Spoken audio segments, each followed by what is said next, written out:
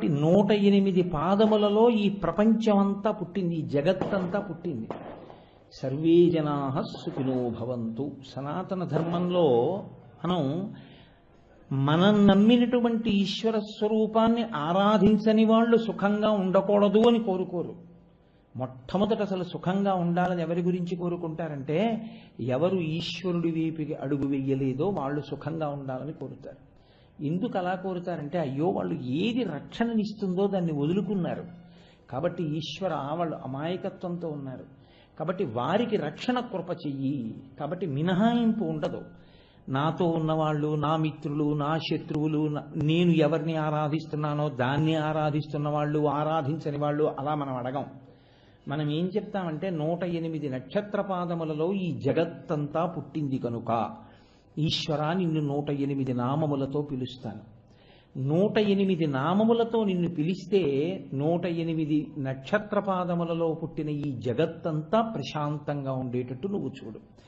లోకమంతా చల్లగా ఉంటే నా మనసు చల్లగా ఉంటుంది. అంతేకాని నేను చల్లగా ఉండడం, ఇంకోళ్ళు బాధపడుతూ ఉండడం, అది నాకు మనసు ఆనందించడానికి హేతువు కాదు. ఇది సనాతన ధర్మంలో పుట్టినటువంటి వ్యక్తి యొక్క విశాలమైన దృక్పథం. కాబట్టి అందరూ బాగుండాలి. అందరూ బాగుండాలంటే 108 నామాలతో ఈశ్వరుణ్ణి పిలుస్తాం.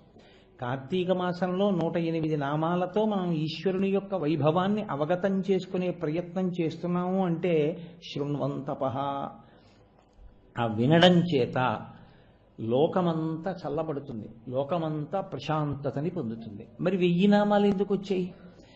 తెలుగులో 1000 అంటాం, సంస్కృతంలో సహస్రము. సహస్రము అంటే అనంతము. అనంతము అంటే ఇన్ని అని నేను చెప్పడం కుదరదు.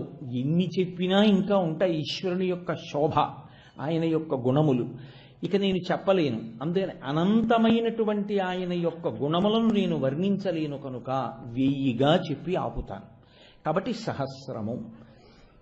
ఆనందం పట్టకపోతే 108ని దాటిపోతాడు.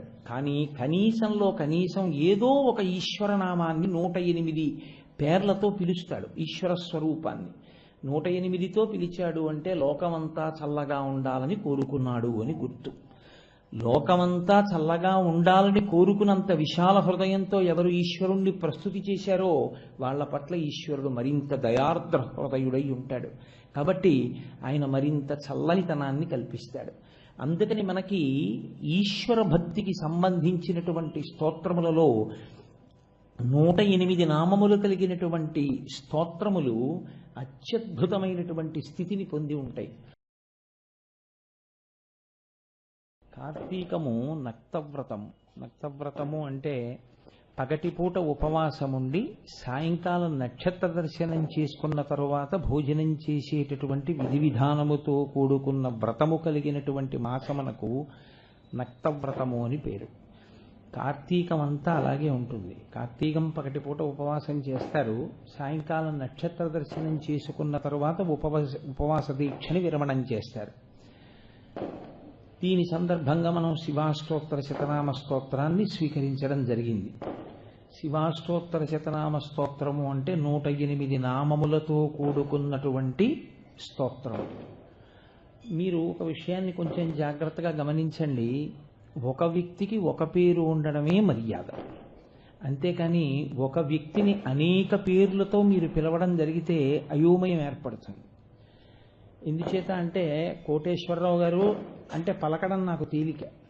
అంతేకాని నాకు ఒక 50 పేర్లు ఉన్నాయనుకోండి, ఉంటే నాకే జ్ఞాపకం ఉండదు ఏ పేరుకు పలకాలో. మరి ఈశ్వరుడికి ఎందుకు అన్ని పేర్లు? మీరు ఒక విషయాన్ని బాగా జ్ఞాపకం పెట్టుకోవాల్సి ఉంటుంది. ఈశ్వరుడికి పేర్లు ఒకరు పిడితే వచ్చినవి కావు, అవి గౌణములు. అంటే ఈశ్వరుడు భక్త పరిపాలన చెయ్యడము చేత, గుణములను ప్రకటనము చెయ్యడం చేత, నిర్గుణుడైనటువంటి ఈశ్వరుడు ఒక్కొక్క సందర్భంలో ఒక్కొక్క గుణమును ఆవిష్కరిస్తాడు. ఎందుకు అలా ఆవిష్కరించడము అంటే, దానివల్ల లోకములకు ప్రయోజనం ఉంటుంది, దానివల్ల భక్త కోటికి ప్రయోజనం ఉంటుంది. అటువంటి ప్రయోజనాన్ని సాధించడం కోసం ఈశ్వరుడు చేసేటటువంటి ఒక్కొక్క పని వల్ల ఆయనకి ఒక్కొక్క నామము ఏర్పడుతుంది. ఇప్పుడు శివాష్టోత్తర శతనామ స్తోత్రం వినడము అంటే అర్థం ఏమిటంటే, మీరు 108 నామములు ఎందుకు వచ్చాయో 108 నామములుగా శివతత్వం ఎలా ఉంటుందో మీరు తెలుసుకోవడం, ఈశ్వరతత్వం ఎలా ఉంటుందో మీరు తెలుసుకోవడం. కాబట్టి అప్పుడు ఏమవుతుంది? అది పెద్ద పూజ అవుతుంది. మీరు ఒక్కొక్క నామాన్ని వింటున్నప్పుడు మీకు భగవంతునికి సంబంధించినటువంటి ఆ విశేషాలు వింటుంటే మనసు రంజిల్లుతుంది, సంతోషం కలుగుతుంది. మీరు రేపు శివాష్టోత్తర శతనామ స్తోత్రాన్ని చదువుకుంటున్నారనుకోండి, చదువుకుంటున్నప్పుడు ఒక్కొక్క నామం మీకు జ్ఞాపకానికి వస్తుంటే ఆ నామం వెనకాతల ఉండేటటువంటి తత్వం మీకు పరిశీలనానికి వస్తుంటే మీకు ఎంతో ఆనందం, సంతోషం కలిగి ఏదో ఒక నామం దగ్గర మీ మనసు నిలబడుతుంది. అలా మనసు నిలబడగలిగినటువంటి ప్రజ్ఞ ప్రకాశిస్తే దానివల్ల ఏమవుతుందంటే భగవత్తత్వమునందు మీరు గురుంకులిడగలుగుతారు. అలా మీరు తరించగలిగినటువంటి స్థితిని సాధించి పెట్టడం కోసమని భగవంతుని యొక్క స్తోత్రములు వస్తాయి తప్ప లేకపోతే ఆయనకి అన్ని నామములు ఉండవలసిన అవసరం లేదు. మీరు ఇంకొక విషయాన్ని గమనించండి, ఎప్పుడైనా భగవంతుడికి నామములు చెప్తే ఉంటే 108 నామములు ఉంటాయి, లేకపోతే 1000 నామములు ఉంటాయి. మధ్యలో ఇంక ఏ అంకె మీద నామాలు ఉండవు. 109 ఉండవు, 999 ఉండవు, 108 కానీ 1000 కానీ.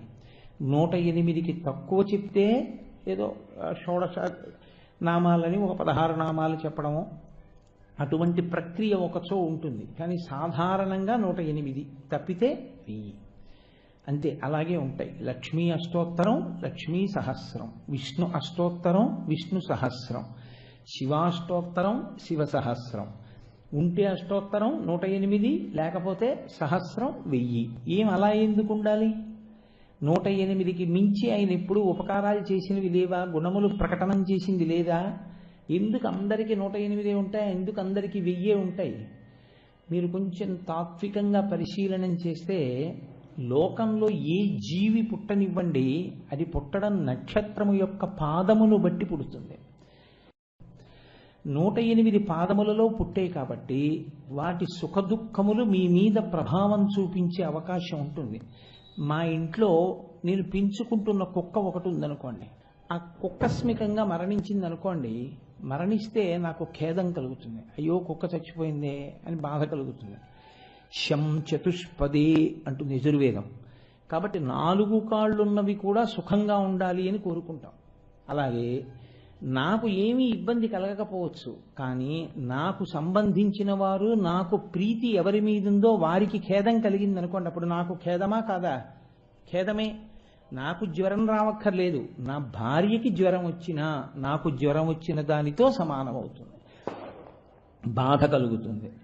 కాబట్టి 108 పాదములలో ఈ ప్రపంచమంతా పుట్టింది, ఈ జగత్తంతా పుట్టింది.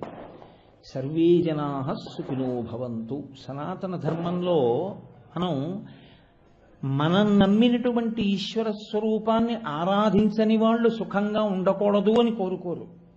మొట్టమొదట అసలు సుఖంగా ఉండాలని ఎవరి గురించి కోరుకుంటారంటే, ఎవరు ఈశ్వరుడి వైపుకి అడుగు వెయ్యలేదో వాళ్ళు సుఖంగా ఉండాలని కోరుతారు.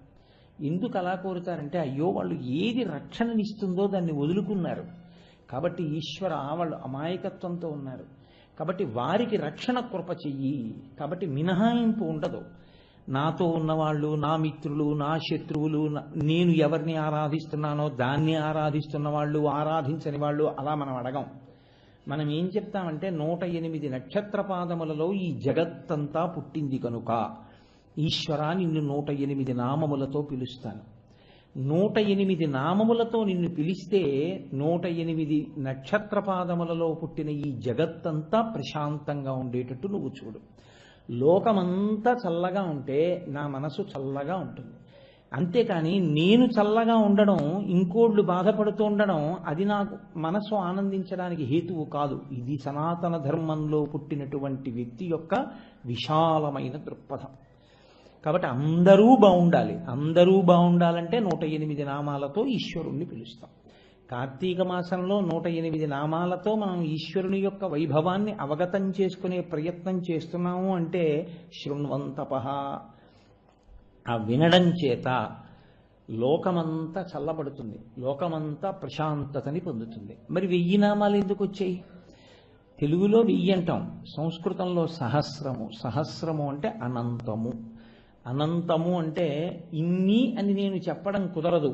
ఎన్ని చెప్పినా ఇంకా ఉంటాయి ఈశ్వరుని యొక్క శోభ, ఆయన యొక్క గుణములు.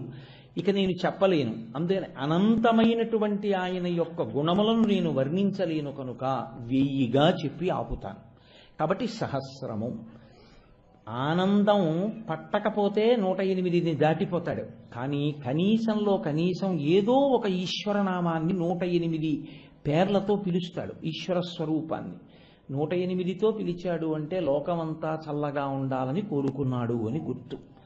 లోకమంతా చల్లగా ఉండాలని కోరుకున్నంత విశాల హృదయంతో ఎవరు ఈశ్వరుణ్ణి ప్రస్తుతి చేశారో వాళ్ళ పట్ల ఈశ్వరుడు మరింత దయార్ద్ర హృదయుడై ఉంటాడు.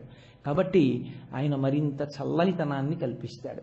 అందుకని మనకి ఈశ్వర భక్తికి సంబంధించినటువంటి స్తోత్రములలో 108 నామములు కలిగినటువంటి స్తోత్రములు అత్యద్భుతమైనటువంటి స్థితిని పొంది ఉంటాయి.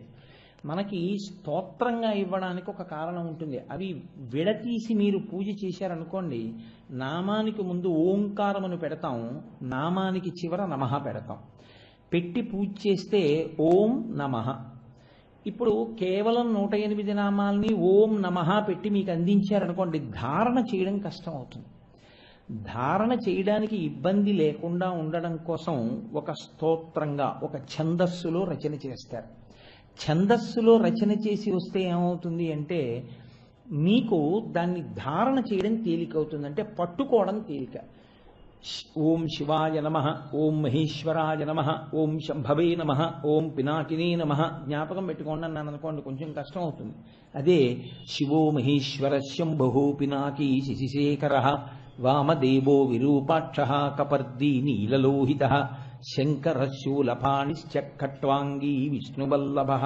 ఇలా చెప్పాననుకోండి, మీకు ధారణ తేలిక. 2, మీరు ఎప్పుడూ పూజలోనే కూర్చోరుగా, ఎప్పుడూ పూజ చేస్తూ కూర్చోరు. మీరు ఏదో పనిలో ఉంటారు. ఏదో పనిలో ఉన్న భగవంతుని యొక్క నామమును చెప్పడానికి మాత్రము మీకు శౌచము అశౌచము అన్నవి మిమ్మల్ని అడ్డగించవు. మీరు ఇది బాగా జ్ఞాపకం పెట్టుకోవాల్సిన విషయం. మీరు ఈశ్వరుణ్ణి పూజ చేస్తున్నారనుకోండి, మీకు శౌచ ప్రధానము. మీరు శౌచంతో ఉండాలో, స్నానం చేసి ఉండాలో, ఒక ఏదో కాస్త శుభ్రమైన బట్ట కట్టుకోవాలి, కట్టుకుని ఈశ్వరుణ్ణి పూజ చేయాలి. కాదు, మీరు భగవంతుని యొక్క నామమును చెప్తున్నారనుకోండి, ప్రీతితో సంతోషంతో ఆయన్ని పిలుస్తున్నారు. ఇప్పుడు శౌచం ఉండాలా అక్కర్లేదా? అక్కర్లేదు. శౌచం ఉండాలన్న నియమం ఏం లేదు. ఆర్తి కలిగింది ద్రౌపదికి, కృష్ణుణ్ణి పిలిచింది. అప్పుడు ఆమె ఏకవస్త్ర రజస్వలా దోషంతో ఉంది. భగవంతుణ్ణి పిలిచింది, వచ్చాడా లేదా కృష్ణుడు? రక్షించాడా లేదా? గజేంద్రుడు మృత్యు సదృశమైనటువంటి భయంకరమైన స్థితిలో ఉన్నాడు. ఈశ్వరుణ్ణి ఎలుగెత్తి ప్రార్థించాడు. ఈశ్వరుడు వచ్చాడా లేదా? వచ్చాడు. అందుకే నోటికి కనీసం ఒక అష్టోత్తర శతనామ స్తోత్రం కూడా రాలేదు అంటే మనుష్య జన్మలో అతను ఏదో పోగొట్టుకున్నాడు అని గుర్తు. మీరు ఆర్తితో ఏవి ప్రార్థన చేస్తారు? మీకు ఆర్తి కలిగితే, మీకు సంతోషం కలిగితే, మీకు ఒకసారి భగవంతుణ్ణి స్మరిద్దామనిపిస్తే మంచిదే, రామరామ అనుకుంటానండి, నేను కాదనను. కానీ మీ మనసు ఆనంద పారవస్యంతో నిండిపోవాలి అంటే ఒక్క స్తోత్రం మీ నోటి మీద తిరిగిందనుకోండి, నాలుక మీద తిరిగిందనుకోండి, దానికి శౌచంతో సంబంధం ఏం లేదు. మీరు బస్సులో వెళ్ళిపోతూ, రైల్లో వెళ్ళిపోతూ, కూర్చుంటూ, నించుంటూ, ఎక్కడ కూర్చున్నా మీరు మనసులో ఆ స్తోత్రాన్ని తిప్పుతూ ఉండొచ్చు. చాలా స్తోత్రములు ఉంటాయి, మనుష్య ప్రోక్తములు, ఋషి ప్రోక్తములు, దేవతా ప్రోక్తములు, ఇలాగా. వీటిలో ఒక్కొక్క స్తోత్రమునకు ఒక్కొక్క రకమైనటువంటి శక్తి ఉంటుంది. కాబట్టి 108 నామములో 1000 నామములో ఉన్న స్తోత్రం మీ నాలుక మీద తిరుగుతూ ఉండాలి. అలా తిరగవలసినటువంటి స్తోత్రరాజములు కొంతమంది చేత ప్రోక్తములై ఉంటాయి. అన్నిటికీ ఒకే రకమైనటువంటి శక్తి ఉండదు. నామము నామమే, చాలా గొప్పదే. కానీ ఒక్కొక్క స్తోత్రము చాలా విశేషమైనటువంటి శక్తిని ఇవ్వగలిగినదై ఉంటుంది. అలా విశేషమైనటువంటి శక్తి కలిగినదై మీకు ఫలితమియ్యగలిగినటువంటి స్తోత్రమై అటువంటి పెద్దల చేత అది ప్రబోధం చేయబడినప్పుడు అటువంటి స్తోత్రం ధారణ చేయబడి ఉండాలి. మీరు చూడండి, శివాష్టోత్తర శతనామ స్తోత్రానికి ప్రత్యేకించి ఒక వైభవం ఉంది. ఎందుచేత అంటే దీన్ని అడిగినది ఎవరు? అసలు శివాష్టోత్తర శతనామ స్తోత్రం లోకంలో ప్రకాశించడానికి కారణం ఎవరు? పార్వతీదేవి. ఆవిడ ఎందుకు అడిగింది అసలు శివాష్టోత్తర శతనామ స్తోత్రం లోకంలోకి రావాలి అని? అంటే ఆవిడకు ఒక కోరిక కలిగింది. ఏమిటా కోరిక అంటే, నేను పరమశివుని యొక్క శరీరంలో అర్ధభాగాన్ని పొందాలి అనుకుంది. అలా ఇవ్వగలడా ఆయన? మీకేం అనుమానం అక్కర్లేదు. అసలు ఈశ్వరుడు నిర్గుణ స్వరూపుడు. ఆయనకేమి గుణము ఉండదు, రూపము ఉండదు. రూపము గుణము లేనివాడు తనలోకి ఎవరినైనా చేర్చుకోగలడు, తన రూపములను ఎన్ని రకములుగానైనా మార్చగలడు. అసలు మీ దగ్గర మట్టి అంటూ ఉందనుకోండి, మీరు ప్రమిద చేసుకోవచ్చు, మీరు పాలిక చేసుకోవచ్చు, లేకపోతే మూకుడు చేసుకోవచ్చు. ఈశ్వరుడు అనబడేటటువంటి పదార్థం ఒకటి ఉందనుకోండి, అది దానిలోకి ఇతరమును కలుపుకోగలదు. శుద్ధమైన బంగారం ఉందనుకోండి, బంగారము తనలోకి రాగిని కలుపుకుంటుంది, బంగారము తనలోకి ఇతర లోహాన్ని కలుపుకుంటుంది. కలుపుకోగలిగినటువంటి శక్తి బంగారానికి ఉంది. అలా పరమశివుడు కూడా విశేషమైన అనుగ్రహాన్ని కృప చేస్తే ఆయన యొక్క ఒక ఆకృతిలో, ఒక రూపంలో ఒకరికి తన శరీరంలో సగభాగం ఇచ్చి ఒక రూపాన్ని ప్రకాశింపచేయగలడు. నా రూపం ఇలా ఉంటుంది అని ఒక లీలామూర్తి అంటారు. అంటే ఆయన ఎవరిని అలా అనుగ్రహించాడో అలా అనుగ్రహింపబడిన వారితో కలిసినటువంటి రూపాన్ని చూపిస్తాడు. మీకు నేను తేలిక ఉదాహరణ ఒకటి చెప్పాలనుకున్నాను అనుకోండి. కోటేశ్వరరావు గారి ఎందు మీకు ప్రీతి, నాకు కూడా మీ ఎందు ప్రీతి కలిగింది. మీతో కలిసి ఒక ఫోటో తీయించుకుంటానండి అని అడిగారు. మీరు నాకు దగ్గరగా నిలబడ్డారు. నా శరీరంలో సగభాగం కనపడకుండా నా శరీరంలో సగభాగాన్ని మీరు కప్పివేస్తూ ఒక ఫోటో దిగారు. ఇప్పుడు అది కోటేశ్వరరావు గారి ఫోటోయా, కోటేశ్వరరావు గారి రూపమా, కోటేశ్వరరావు గారికి మీ ఎందున్నటువంటి ప్రీతికి తార్కాణమా? మీకు నా ఎందుకు ఒక పూజ్య భావన ఉందనుకోండి, మీరు ఏం చేస్తారు? ఆ ఫోటో చూపించి, ఇదిగోనండి కోటేశ్వరరావుతో చూసారా నేను ఎంత చనువుగా ఫోటో తీయించుకున్నానో, ఆయనతో ఎంత దగ్గరగా నాకు ఫోటో ఉందో చూసారా అంటారు. అంటే ఇప్పుడు ఆ దగ్గరితనానికి స్థానం ఏది అంటే ఆయన మనసులో పొందిన స్థానం. ఆయన మనసులో పొందిన స్థానానికి గుర్తు ఆయన శరీరానికి మీరంత దగ్గరగా నిలబడి ఫోటో తీయించుకోగలిగినటువంటి అవకాశమును ఒక చిత్రంగా మీరు చూడగలగడం. ఈశ్వరుడి దగ్గర కూడా అంత స్థానాన్ని పొందేశారు అనడానికి గుర్తు ఆయన ఒక లీలామూర్తిని ప్రకటనం చేస్తాడు. లీలామూర్తి అంటే అలా తాను ఎంతమందికి అవకాశం ఇచ్చాడో అంతమందితో కలిపి అటువంటి రూపాలు చూపిస్తాడు. ఇప్పుడు ఆవిడకి కూడా అలాంటి కోరిక పుట్టింది. నేను పరమేశ్వరుడిలో సగభాగాన్ని పొందాలి అంటే ఈ కోరిక మొట్టమొదట పార్వతీదేవికే పుట్టిందా, లేకపోతే అంతకుముందు అలా పుట్టి సాధించుకున్న వాళ్ళు ఎవరైనా ఉన్నారా? ఇప్పుడు ఆవిడికి ఆ కోరిక పుట్టి అది పరమేశ్వరుడి వలన సాధ్యము అని పరమేశ్వరుణ్ణే అడిగిందా? నేను మీ శరీరంలో సగభాగం పొందుదాం అనుకుంటున్నాను అందా? లేకపోతే అంతకుముందు అలా పొందిన వాళ్ళు ఎవరైనా ఉన్నారా అంటే పరమేశ్వరుడి యొక్క 13వ లీలామూర్తిలో, పరమశివుని యొక్క 13వ లీలామూర్తిలో హరిహర స్వరూపము అని ఒకటి ఉంది. హరిహర స్వరూపము అంటే హరి అంటే విష్ణువు, హర అంటే శివుడు. హరిహర స్వరూపము అంటే విష్ణువు శివుడు కలిసిపోయినటువంటి రూపం. పరమశివుని యొక్క ఎడమ భాగంలోకి విష్ణువు ప్రవేశిస్తే ఆ శివకేశవులు కలిసిపోయినటువంటి రూపానికి హరిహరమూర్తి అంటారు. కాబట్టి అమ్మవారి కన్నా ముందు పరమశివుడిలో సగ భాగాన్ని సంపాదించుకున్నవారు శ్రీ మహావిష్ణువు. ఆయన శరీరంలోనే సగ భాగాన్ని సంపాదించుకున్నవాడు ఆయన నామాల వ్యాఖ్యానానికి తన దేవాలయాన్ని వేదికగా ఇవ్వడానికి వెనకంజ వేస్తాడు అని మీరు ఎలా అనుకుంటున్నారు? కాబట్టి శివాష్టోత్తర శతనామ స్తోత్రం వ్యాఖ్యానం శివాలయంలో జరగడం పెద్ద గొప్పేం కాదు. శివాష్టోత్తర శతనామ స్తోత్ర వ్యాఖ్యానం విష్ణువాలయంలో జరగడమే కార్తీక మాసానికి సిద్ధి. అది కాకినాడ జగన్నాథపురంలో జరగాలి అని ఈశ్వరుడు సంకల్పం చేశాడు. అందుకని ఇక్కడ జరుగుతోంది. కనుక ఇప్పుడు పార్వతీదేవి ఎవరిని అడగాలి? శ్రీ మహావిష్ణువుని అడగాలి. కాబట్టి ఆవిడ శ్రీ మహావిష్ణువు వద్దకు వెళ్ళింది ఒక రోజున. ఆయన దగ్గరకు వెళ్ళడానికి ఆయన ఏం పరాయివాడు ఏం కాడు. ఆయన ఆవిడకి అన్నగారు, నారాయణ నారాయణి. మీరు కంచి వెడితే కంచిలో ఏకాంబరేశ్వర లింగాన్ని దర్శనం చేయడానికి మీరు లోపలికి వెళుతున్నప్పుడు ఎదురుగుండా ఉన్నటువంటి స్తంభాలలో 2 మూర్తులు ఉంటాయి. ఒక మూర్తి శివలింగాన్ని ఆలింగనం చేసుకుని ఉంటుంది, దాన్ని అలా విడిచిపెట్టండి. రెండవ మూర్తి కామాక్షి అమ్మవారి చెయ్యి పట్టుకుని పరమశివుడికి కన్యాదానం చేస్తుంటాడు శ్రీ మహావిష్ణువు. ఎందుకంటే నారాయణి చెల్లెలు కదా, నారాయణ అన్నగారు చెల్లెలి చెయ్యి పట్టుకుని పరమశివుడికి కన్యాదానం చేస్తుంటాడు. కాబట్టి వాళ్ళ మధ్య అటువంటి అనుబంధం ఉంది బాహ్యంలో, బంధుత్వంలో. అలాగే మీరు మధురై వెడితే మధురైలో మీనాక్షి అమ్మవారిని కన్యాదానం చేసిన వారు కూడా శ్రీమన్నారాయణుడి. శ్రీ మహావిష్ణువు అమ్మవారిని కన్యాదానం చేస్తున్నటువంటి చిత్రవులు మీకు మీనాక్షి దేవాలయంలో చాలా కనపడతాయి. అటువంటి విష్ణువు పరమశివుణ్ణి స్తుతించి పరమశివానుగ్రహాన్ని పరిపూర్ణంగా పొంది ఆయన శరీరంలో సగభాగాన్ని ఆయన పొందారు.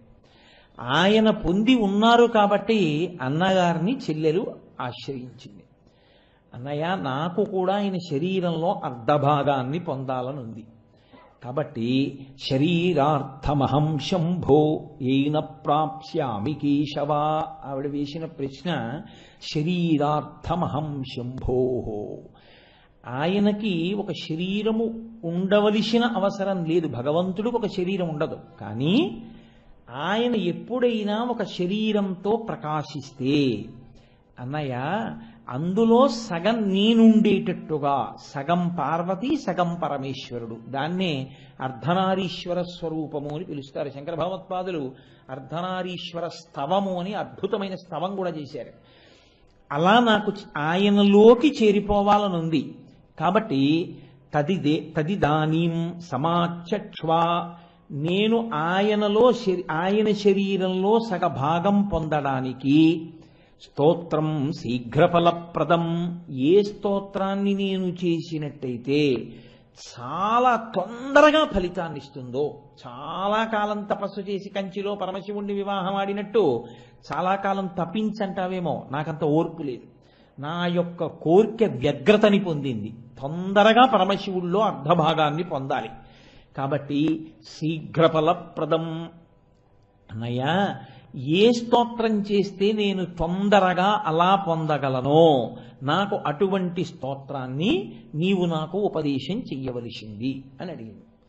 అడిగితే శ్రీ మహావిష్ణువు అన్నారు, నారాయణీ చెల్లెలి వంక చూసి, చెల్లి అస్తి గుహ్యతమం స్తోత్రం, ఒక స్తోత్రం ఒకటి ఉంది, అది అస్తి గుహ్యతమం, చాలా రహస్యమైనది.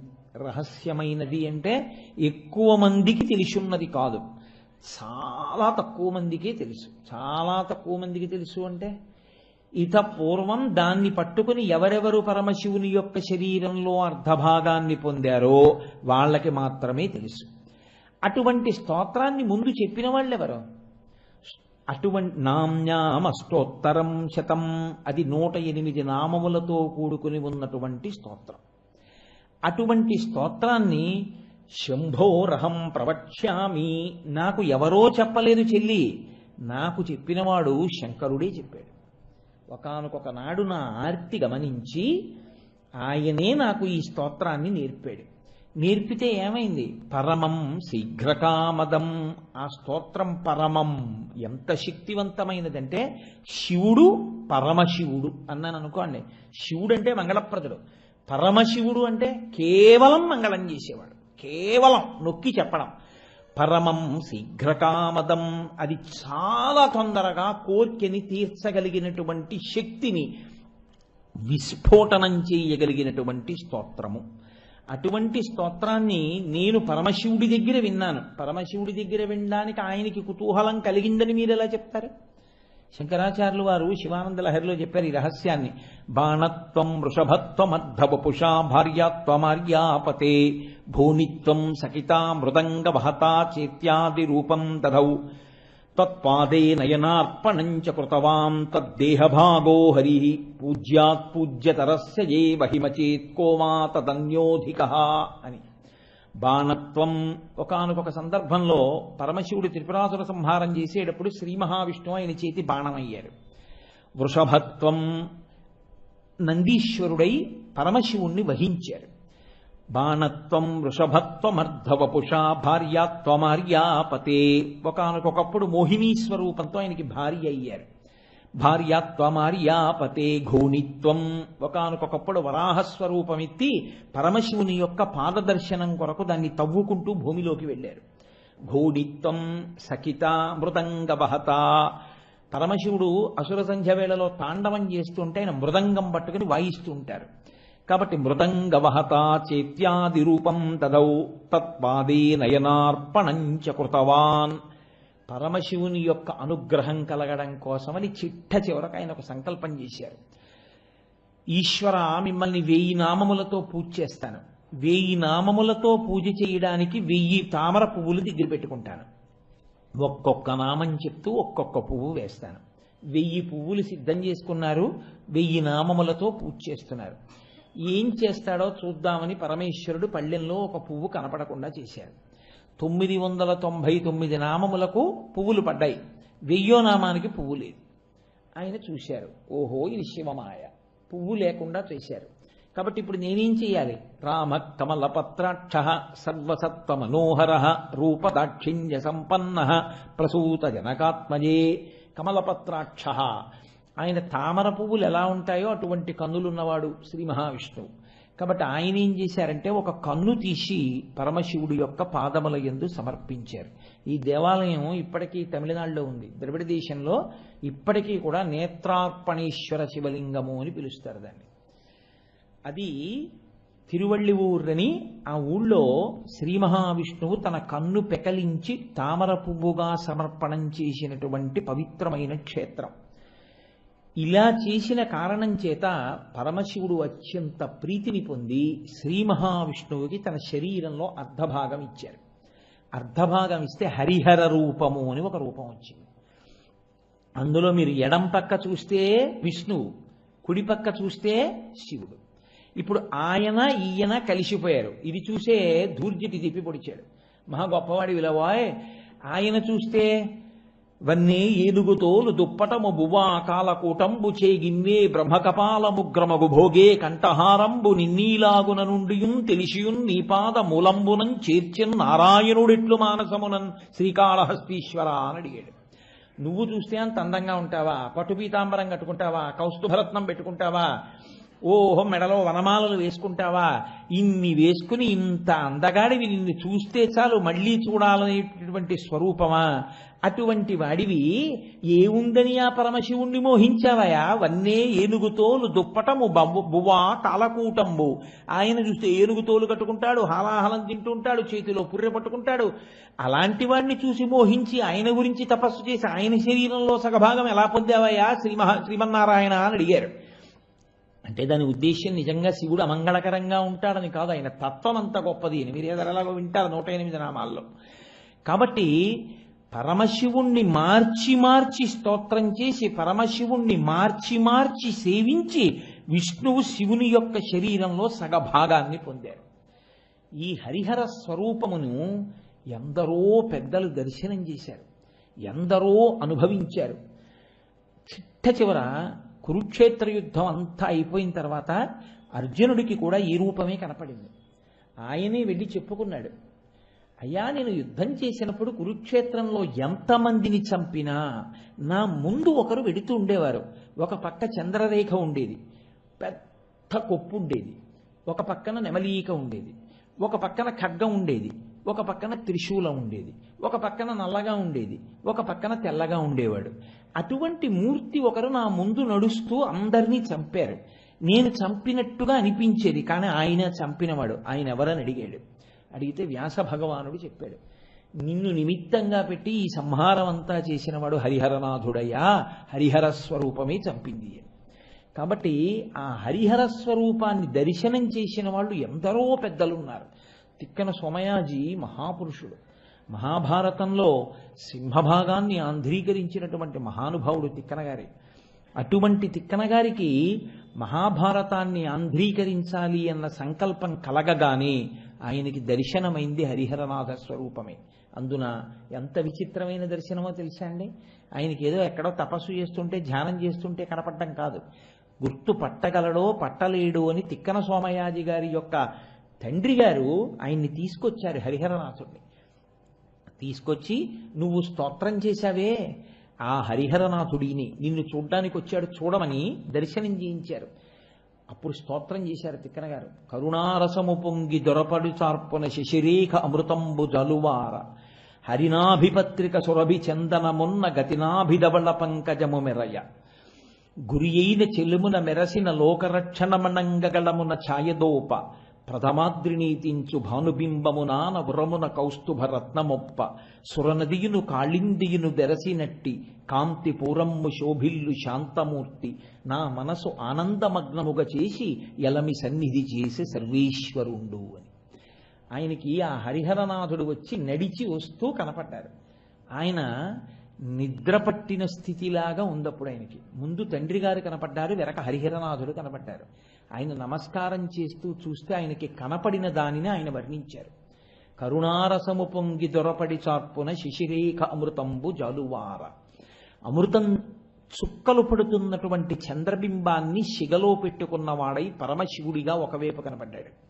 హరినాభిపత్రిక సురభి చందనమున్న గతినాభిధవళ పంకజము మెరయ. నాభిలోంచి బొడ్డులోంచి ఒక తెల్లటి పద్మం ఒకటి విచ్చుకుని కనపడింది. అంటే శ్రీమన్నారాయణ స్వరూపమై నాభి దగ్గర కనపడ్డాడు. అలాగే కంఠం నల్లగా ఉండి నీలకంఠుడై పరమశివుడిగా కంఠం దగ్గర దర్శనమిచ్చాడు. వక్షస్థలంలో కౌస్తుభరత్నాన్ని పెట్టుకుని శ్రీ మహావిష్ణువుగా దర్శనమిచ్చాడు. ఆయన అన్నారు, సురనిధియును కాళిందియును బెరసినట్టి కాంతి పూరమ్ము శోభిల్లు శాంతమూర్తి అన్నారు. ఎంత శాంతమైన స్వరూపం అంటే గంగానది యమునా నది కలిసి వస్తే ఎలా ఉంటుందో అలా అన్నారు. శంకరుడు తెల్లగా ఉంటాడు, శ్రీమన్నారాయణుడు నల్లగా ఉంటారు. కాబట్టి వీళ్ళిద్దరూ కలిస్తే, ఆ తెలుపు నలుపు కలిస్తే ఎలా ఉంటుందో, సురనదియును కాళిందియును బెరసినట్టి గంగా యమున కలిస్తే ఎలా ఉంటుందో అలా కాంతి పూరమ్ము శోభిల్లు శాంతమూర్తి నా మనము ఆనందమగ్నముగా చేసి ఎలమి సన్నిధి చేసే సర్వేశ్వరుండు. ఆయన్ని చూస్తుంటే నా మనసు ఆనందంతో పొంగిపోయిందయా. అటువంటి హరిహరనాథుడు నాకు దర్శనమయ్యాడు.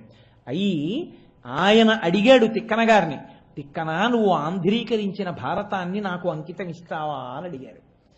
తప్పకుండా అంకితం ఇస్తాను మహానుభావా అని ప్రతిజ్ఞ చేసి ఆయన ఆంధ్రీకరించినటువంటి భారతాన్ని ఆ హరిహరనాథుడికి అంకితం చేశారు తిక్కన గారు.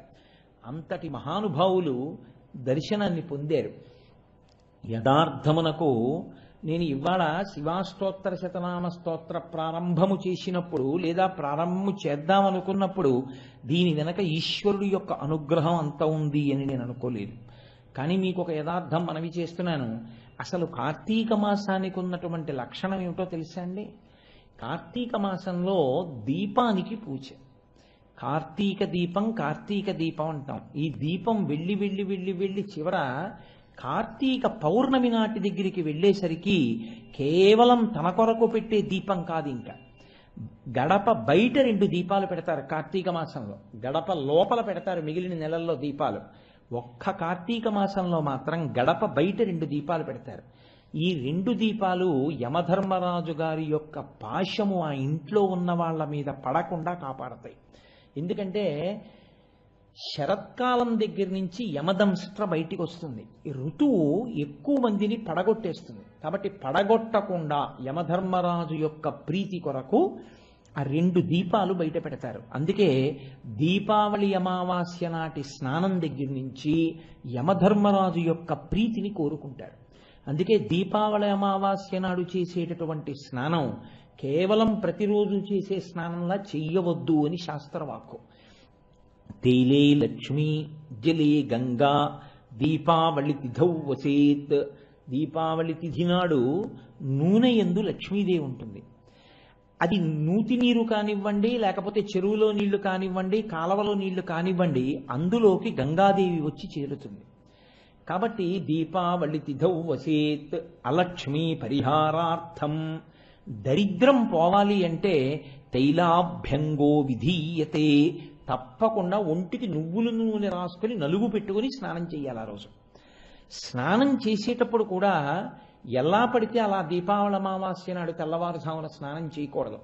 నాగలితో కానీ చేతితో పీకకుండా సాధ్యమైనంత వరకు నాగలితో మట్టి పెళ్ళగించినటువంటి ఉత్తరేణి కొమ్మ ఒకటి తెచ్చుకుని, చెట్టు తెచ్చుకుని, మట్టి పెళ్లతో ఉన్న దాన్ని నీళ్లు ఉన్న గిన్నెలో పెట్టి తెల్లవారుజామున స్నానం చెయ్యడానికి పూర్వమే ఓ కంటకములతో ఉన్నటువంటి ఉత్తరేణి కొమ్మ, ఉత్తరేణి చెట్ట, నా పాపములన్నీ పోవడం కోసం లోపల నేను ఎంత తప్పుకుందామని నా జీవుడు అటూ ఇటూ పరిగెడుతున్నా యమపాశములు వచ్చి మీద వేసి కపవాత పైత్యముల్ కప్పగా శ్రమ చేత కంపముద్భవమంది కష్టపడుచు కపము వాతము పైత్యము నొక్కేస్తుంటే అపమృత్యు దోషం వచ్చి మీద పడిపోతుంటే ఊపిరందక కొట్టుకుంటుంటే పాశం బిగవకుండా నేను చేసిన పాపం ఏదైనా ఉండి నాకు అపమృత్యువుగా వస్తుంటే ఆ అపమృత్యువు పోవడానికి అటువంటి పాపాన్ని నువ్వు తీసివేయుదువుగాక అని ఆ నీళ్లు గోడల మీద చిమ్ముకునేటట్టుగా ఆ శ్లోకం చెప్తూ ఉత్తరేణి చెట్టు తిప్పాలి. ఉత్తరేణి చెట్టు ఎంత ఉండదు కదండి, చిన్నది ఉంటుంది, దాన్ని తీసుకొచ్చి తిప్పుకుంటారు, తిప్పుకుని స్నానం చేయాలి. ప్రత్యేకించి కార్తీక మాసానికి ముందు కూతురికి పెళ్ళయిందనుకోండి, దీపావళి అమావాస్య నాటి ఉదయం స్నానం అల్లుడు అత్తవారింట్లో చేస్తాడు, తిప్పి స్నానం చేస్తారు. అల్లుడికే కాదు మనము చెయ్యాలి. ఆ ఒక్కరోజే దక్షిణ దిక్కుకి తిరిగి యమధర్మరాజుకి తర్పణలు ఇస్తారు. తల్లిదండ్రులు బతికి ఉన్న వాళ్ళు మాత్రం యమతర్పణం చేయకూడదు. తల్లిదండ్రులు ప్రత్యేకించి తండ్రి లేని వాళ్ళు యమతర్పణ చేస్తారు. 3 మార్లు యమధర్మరాజు గారికి నీళ్లు విడిచిపెడతారు. విడిచిపెట్టి 11 నామములతో యమధర్మరాజు గారికి నమస్కారం చేస్తారు. ఆ రోజున ఎవరు దీపావళి అమావాస్య నాటి సూర్యోదయా పూర్వము యమధర్మరాజుకు అలా నమస్కారం చేశారో వాళ్ళ మీద యమపాశము పడకుండా ఆయన అనుగ్రహిస్తాడు. మీకు అందుకే దీపావళి అమావాస్య దగ్గర నుంచి కార్తీక మాస తదియ వరకు యమ సంబంధమైనటువంటి తిథులు నడుస్తాయి. యమధర్మరాజు గారి యొక్క అనుగ్రహం నడుస్తుంది కార్తీక మాసంలో. అసలు మీకు అంత పెద్ద ప్రయోజనాన్ని కార్తీక మాసం ప్రారంభం చేస్తుంది. ఎక్కడొస్తుందో తెలుసా అండి ఈ వైభవం అంతా? కార్తీక మాస శుక్లపక్ష పాడ్యమి నాడు స్నానం చేస్తాం. ఏ స్నానం? కాకి స్నానం కాదు, సమంత్రక స్నానం. గంగే చయమునే చైవ గోదావరి సరస్వతి అని మంత్రం చెప్పి స్నానం చేస్తాం. వెంటనే విధియ వచ్చిందనుకోండి, ఆ రోజున భాతృ విధియ. యమధర్మరాజు గారికి ఖాళీ ఎక్కడ ఉంటుందండి? ఎంతమందిని పడగొడుతూ ఉండాలి ఆయన? కాబట్టి ఆయన చెల్లెలింటికి వెళ్ళేవాడు కాడు. చెల్లెలంటే ప్రేమే. సూర్యుడి యొక్క కొడుకు యముడు, సూర్యుడి యొక్క కూతురు యమున. యమునకి వెనక్కి రావడం తెలియదు, యముడికి ముందుకెడుతున్న కాలంలో పడిపోవలసిన వాడిని పడగొట్టకుండా ఉండడం తెలియదు. ఇద్దరికీ అంత గొప్ప లక్షణం. యమున యముణ్ణి పిలుస్తుండేది, అన్నయ్య మా ఇంటికి భోజనానికి రానయ్యా, మా ఇంటికి భోజనానికి రానయ్యా అని. ఆయన ఎప్పుడు వెళ్ళేవాడు కాదు ఖాళీ లేక. ఎలా ఖాళీ కుదిరిందో కార్తీక మాస శుక్లపక్ష విధియ నాడు ఆయన చెల్లెలింటికి భోజనానికి వెళ్ళాడు. సపరివారంగా వెళ్ళాడు. పెద్దలు వెడితే ఒక్కళ్ళు వెళ్ళరుగా, సపరివారం వెడితే ఆవిడ భోజనం పెట్టింది. అందరూ భోజనం చేశారు. అన్నగారు చాలా తృప్తి పడ్డాడు. తృప్తిపడి ఆయన అన్నాడు, చెల్లెలా నాకు ఇంత కమ్మటి భోజనం పెట్టావు, నీ చేతి అన్నం తిని ప్రీతి చెందాను, నీకేం కావాలని అడిగాడు. మహాత్ముల యొక్క దృష్టికోణం వేరుగా ఉంటుంది. ఆయనకి ఈశ్వరుడు దర్శనం అయ్యాడనుకోండి, ఒక ఋషికి ఈశ్వరా నువ్వు ఇక్కడే ఉండి నిన్ను దర్శనం చేసిన వాళ్ళకి పాపాలు పోగొట్టుంటాడు. పిఠాపురంలో గయాసురుడు పితృదేవతలకు మోక్షం ఇప్పించడానికి శివలింగాన్ని తీసుకొచ్చి కూర్చోబెట్టినట్టు. కాబట్టి ఆవిడంది, ఈ రోజున కార్తీక శుక్లపక్ష విధియ నాటి సాయంకాలం కదా భోజనానికి పెడతారు. నక్తవ్రతం కదా. నక్తవ్రతం అంటే రాత్రి భోజనం చేయాలి, నక్షత్ర దర్శనం చేసి. మధ్యాహ్నం భోజనం చేస్తే మనం ఏం చేయలేము అనుకోండి, అది వేరు విషయం. సరే, ఆయన శరీరారోగ్యాన్ని బట్టి అలా తింటే ఒకవేళ ఈశ్వరుడు ఆయనను అనుగ్రహించుగాక, తప్పెందుకు పట్టాలందులో. వ్రతం చేస్తుంటే మాత్రం నక్తవ్రతంగా రాత్రి చేస్తారు. ఎవరైనా కార్తీక మాసంలో శుక్లపక్ష విధియ నాడు చెల్లెలి వరస ఉన్న వాళ్ళు కానీ, తోడ పుట్టిన చెల్లెలు కానీ, చెల్లెలు దగ్గరగా ఉంటే చెల్లెలు పిలుస్తుంది, చెల్లెలు దగ్గరగా లేకపోతే చెల్లెలుగా సంభావింపబడే వాళ్ళు భోజనానికి పిలుస్తారు. దానికి ఇంకేం పెద్ద హడావిడేం ఉండదు. ఈయన వాళ్ళ ఇంటికి భోజనానికి వెళ్తాడు, వెళ్ళి వాళ్ళ ఇంట్లో భోజనం చేస్తాడు. అన్నయ్య ఇంటికి వస్తే ఎంత ప్రేమార పెడుతుందో, అంటే అన్నయ్య ఏం తింటే సంతోషిస్తాడో వండి పెడుతుందంతే. అవి తిని ఆయన మురిసిపోతాడు. చెల్లెలా ఎంత మంచి భోజనం పెట్టావో అని తిరిగి వస్తాడు. తిరిగి వచ్చి అన్నగారు ఉత్తినే రాకూడదు కదా వెళ్ళినవాడు. ఆయన అంటాడు, చెల్లెలా రేపు మా ఇంటికి రా బావగారితో కలిసి, నా మేనల్లుళ్ళు మేనకోడళ్లతో అంటాడు. అందుకని సోదరి తృతీయ విధియ అన్నగారు ఎడతాడు భోజనానికి, తదియ చెల్లెలు వస్తుంది భోజనానికి. చెల్లెలకి మధుర పదార్థాలతో భోజనం పెట్టి చీరలు సారెలు ఇస్తారు, ఆ రోజున బహుమానాలు ఇస్తారు. ఆవిడంది, అన్నయ్య కార్తీక శుక్లపక్ష విధి నాడు ఏ చెల్లెలింటికైనా ఒక అన్నదమ్ముడు, అక్కింటికి కానీ అక్కింటికి తమ్ముడు కానీ చెల్లెలింటికి అన్నయ్య కానీ వెళ్ళి భోజనం చేస్తే చాలు, అన్నయ్య నీ పాశం వేయకూడదు నువ్వు అంది. ఆయన అన్నాడు, తప్పకుండా వెయ్యను, వరం ఇచ్చాడు చెల్లెలకి. అందుకని భగినీ హస్త భోజనము, చెల్లెలి చేతి వంట తింటాడు అన్నగారు, లేదా అక్కగారింట్లో తమ్ముడు తింటాడు. కాబట్టి వెళ్ళి వాళ్ళ ఇంట్లో భోజనం చేస్తారు. రేపు అంటే ఇవాళకి రాత్రి నైమిత్తిక తిథి చేత భగినీహస్త భోజనం. అరే ఇప్పుడు ఇన్ని చెప్తున్నప్పుడు నాకు ఉండాలి కదండి, నేను ఆచరించాలి కదా. నేను అలా నిమంత్రణము చేయబడ్డాను, నేను మా అక్కగారి చేత ఆహ్వానింపబడ్డాను. ఉన్నారుగా మాకు అక్కగారు ఊళ్ళో పెద్దాడ సూర్యకుమారి గారు, వారు నన్ను ఆహ్వానించారు. వారి ఇంటికి వెళ్ళి భోజనం చేస్తాను మా అక్కగారు బావగారితో. అలాగే మా చెల్లెల్ని మా ఇంటికి పిలిచి చీరలు సారెలు ఇచ్చి పంపిస్తాను. అది సోదరి తృతీయ. ఈ తిథులు దీపావళి అమావాస్య నుంచి కార్తీక మాసంలో వచ్చేటటువంటి తదియ పర్యంతం ఆయుర్దాయాన్ని పెంచుకోవడానికి చాలా తేలికగా అందరూ సంతోషంగా ఆచరించేటటువంటి వ్రత రూపంలో కార్తీక మాసంలో చేర్చబడ్డాయి. అందుకే కార్తీక మాసం అంత గొప్ప నెల. ఇటువంటి నెలలో అసలు పూజ దేనికో తెలుసా అండి? దీపానికే. అందుకే కార్తీక మాసం అంతా గడప బయట 2 దీపాలు. కార్తీక మాసం అంతా ఆవు నీతి దీపం, నువ్వుల నూనె దీపం. ఎందుకు పెడతారో తెలుసా అండి? హృదయస్థానమునందు యముడు చేరుతాడు. ఆయన రక్త ప్రసరణని ఆపుతాట. ఆపితే గుండెపోటు వస్తుంది, జీవి పడిపోతాడు. అలా పడిపోకుండా ఉండాలి అంటే నువ్వుల నూనె దీపం మించి వచ్చేటటువంటి పొగ వాసనకి ఆయన తొలగుతాడు పక్కకి. అది మీకు నేను ఎక్కడో ఒకరోజు ఉపన్యాసంలో చూపిస్తాను. దాన్ని సైంటిఫిక్గా కూడా ప్రూవ్ చేశారు, ఎందుకు మన వాళ్ళు పెట్టిస్తారో నువ్వుల నూనె దీపాన్ని. కాబట్టి ఆ పొగ అంత గొప్ప ప్రయోజనాన్ని చేకూరుస్తుంది. కాబట్టి బయట 2 దీపాలు, గడప బయట దీపాలు పెట్టరు, ఎప్పుడు ఇంట్లోపలే పెట్టుకుంటారు. కానీ కార్తీక మాసంలో బయట పెడతారు 2 దీపాలు. ఆ 2 దీపాలు ఈ ఇంటిలో ఉన్న వారి మీద నీ పాశము వేయవద్దు, ప్రార్థన యజమానురాలిది. కాబట్టి ఇంటి బయట. లోపల లక్ష్మీ కటాక్ష సిద్ధి కొరకు ప్రార్థనా మందిరంలో సింహాసనం దగ్గర ఒక దీపం వెలుగుతుంది. మనం ఏం చేస్తుంటామంటే దీపావళి అంటే బోల్డ్ దీపాలు ఇంట్లో పెడతాం. అసలు శాస్త్రం ఏముందో తెలుసా అండి? మీ ఇల్లు చిన్నదైతే మీరు అన్ని దీపాలు ఇంట్లో పెట్టవద్దు ఉంది. అది సౌధమై భవంతి అయితే పెట్టాలి. లేకపోతే దీపాలు ఎక్కడ పెట్టాలి? దీపాలు దేవాలయంలో కానీ మఠంలో కానీ పెట్టాలి. ఈ 2 చోట్లే పెట్టాలి. నేను అందుకే మొన్న మా ఇల్లు చిన్నది కనుక నా దీపాలన్నీ పట్టుకెళ్ళి నేను శివాలయంలో పెట్టుకున్నాను. కాబట్టి అలా పెట్టమని చెప్పింది. నేను సందర్భం వచ్చింది కాబట్టి, మీరు ఎదరదాన్ని ఉపాసన చేయడానికి ఉపయుక్తమవుతుంది కాబట్టి చెప్తున్నాను. ఈ దీపమును ఆరాధన చేయడమే కార్తీక మాసంలో అత్యంత ప్రధానం. అందుకే మాఘ దీపం, పుష్య దీపం, పాల్గొన దీపం పేరు లేదు, కార్తీక దీపం అంటారు. కార్తీక దీపం అన్న మాట ఎందుకు వచ్చిందో తెలుసా అండి? ఇంటి యజమానికి రక్షణ చేస్తారు. ప్రమాదకరమైన కాలము నడుస్తూ ఉంటుంది బయట. అంత ప్రమాదకరమైన కాలములో యజమాని రక్షించుకోవడానికి యజమానురాలు 2టిని ఆశ్రయిస్తుంది. 1 దీపము, 2 ఉసిరికాయ. అందుకే మీరు చూడండి, కార్తీక మాసం అంతా ఉసిరి సంబంధమే. ఒకవేళ వాడి ఇంట్లో తిండేమోనని ప్రత్యేకంగా వనభోజనమని ఉసిరి చెట్టు దగ్గరికి తీసుకెడతారు. మళ్ళీ ద్వాదశి తిథి వచ్చినప్పుడు ఉసిరికాయలతో ఉన్న కొమ్మ తెచ్చి ఇంట్లో పెట్టి పూజ చేస్తారు. ఆ ఉసిరి గాలి తగలడం కోసం, ఉసిరి కాయ తినడం కోసం అంత జాగ్రత్తగా ఎందుకు బిగింపు తీసుకొచ్చారో తెలుసా అండి ఋషులు? ఏదైనా కేవలం ఔషధంగా స్వీకరించారు మన ధర్మంలో. ఏదైనా ఈశ్వరానుగ్రహమును ముడివేసి, ఆమ్ల ఉసిరికాయని ఈశ్వర ప్రసాదంగా. అందుకే కార్తీక మాసం వచ్చేటప్పటికి గుత్తులు గుత్తులుగా కాస్తాయి. ఏ ప్రకృతి ప్రమాదకరంగా ఉంటుందో ఆ ప్రకృతి ఆ ప్రమాదాన్ని పోగొట్టుకునే వస్తువుని కూడా మీకు ఇస్తుంది. మీరు దాన్ని ఈశ్వర ప్రసాదంగా స్వీకరించారనుకోండి, అది మరింత అభ్యున్నతి హేతువై కూర్చుంటుంది. కాబట్టి కార్తీక మాసం అంతా తప్పకుండా ఉసిరికాయ పచ్చడి తింటుంటారు ఆదివారములు వినా. అలాగే కార్తీక మాసం అంతా దీపానికి ప్రాధాన్యం. ఈ దీపము పెట్టేటప్పుడు మీరు ఒక విషయాన్ని చాలా జాగ్రత్తగా జ్ఞాపకం పెట్టుకోవాలి.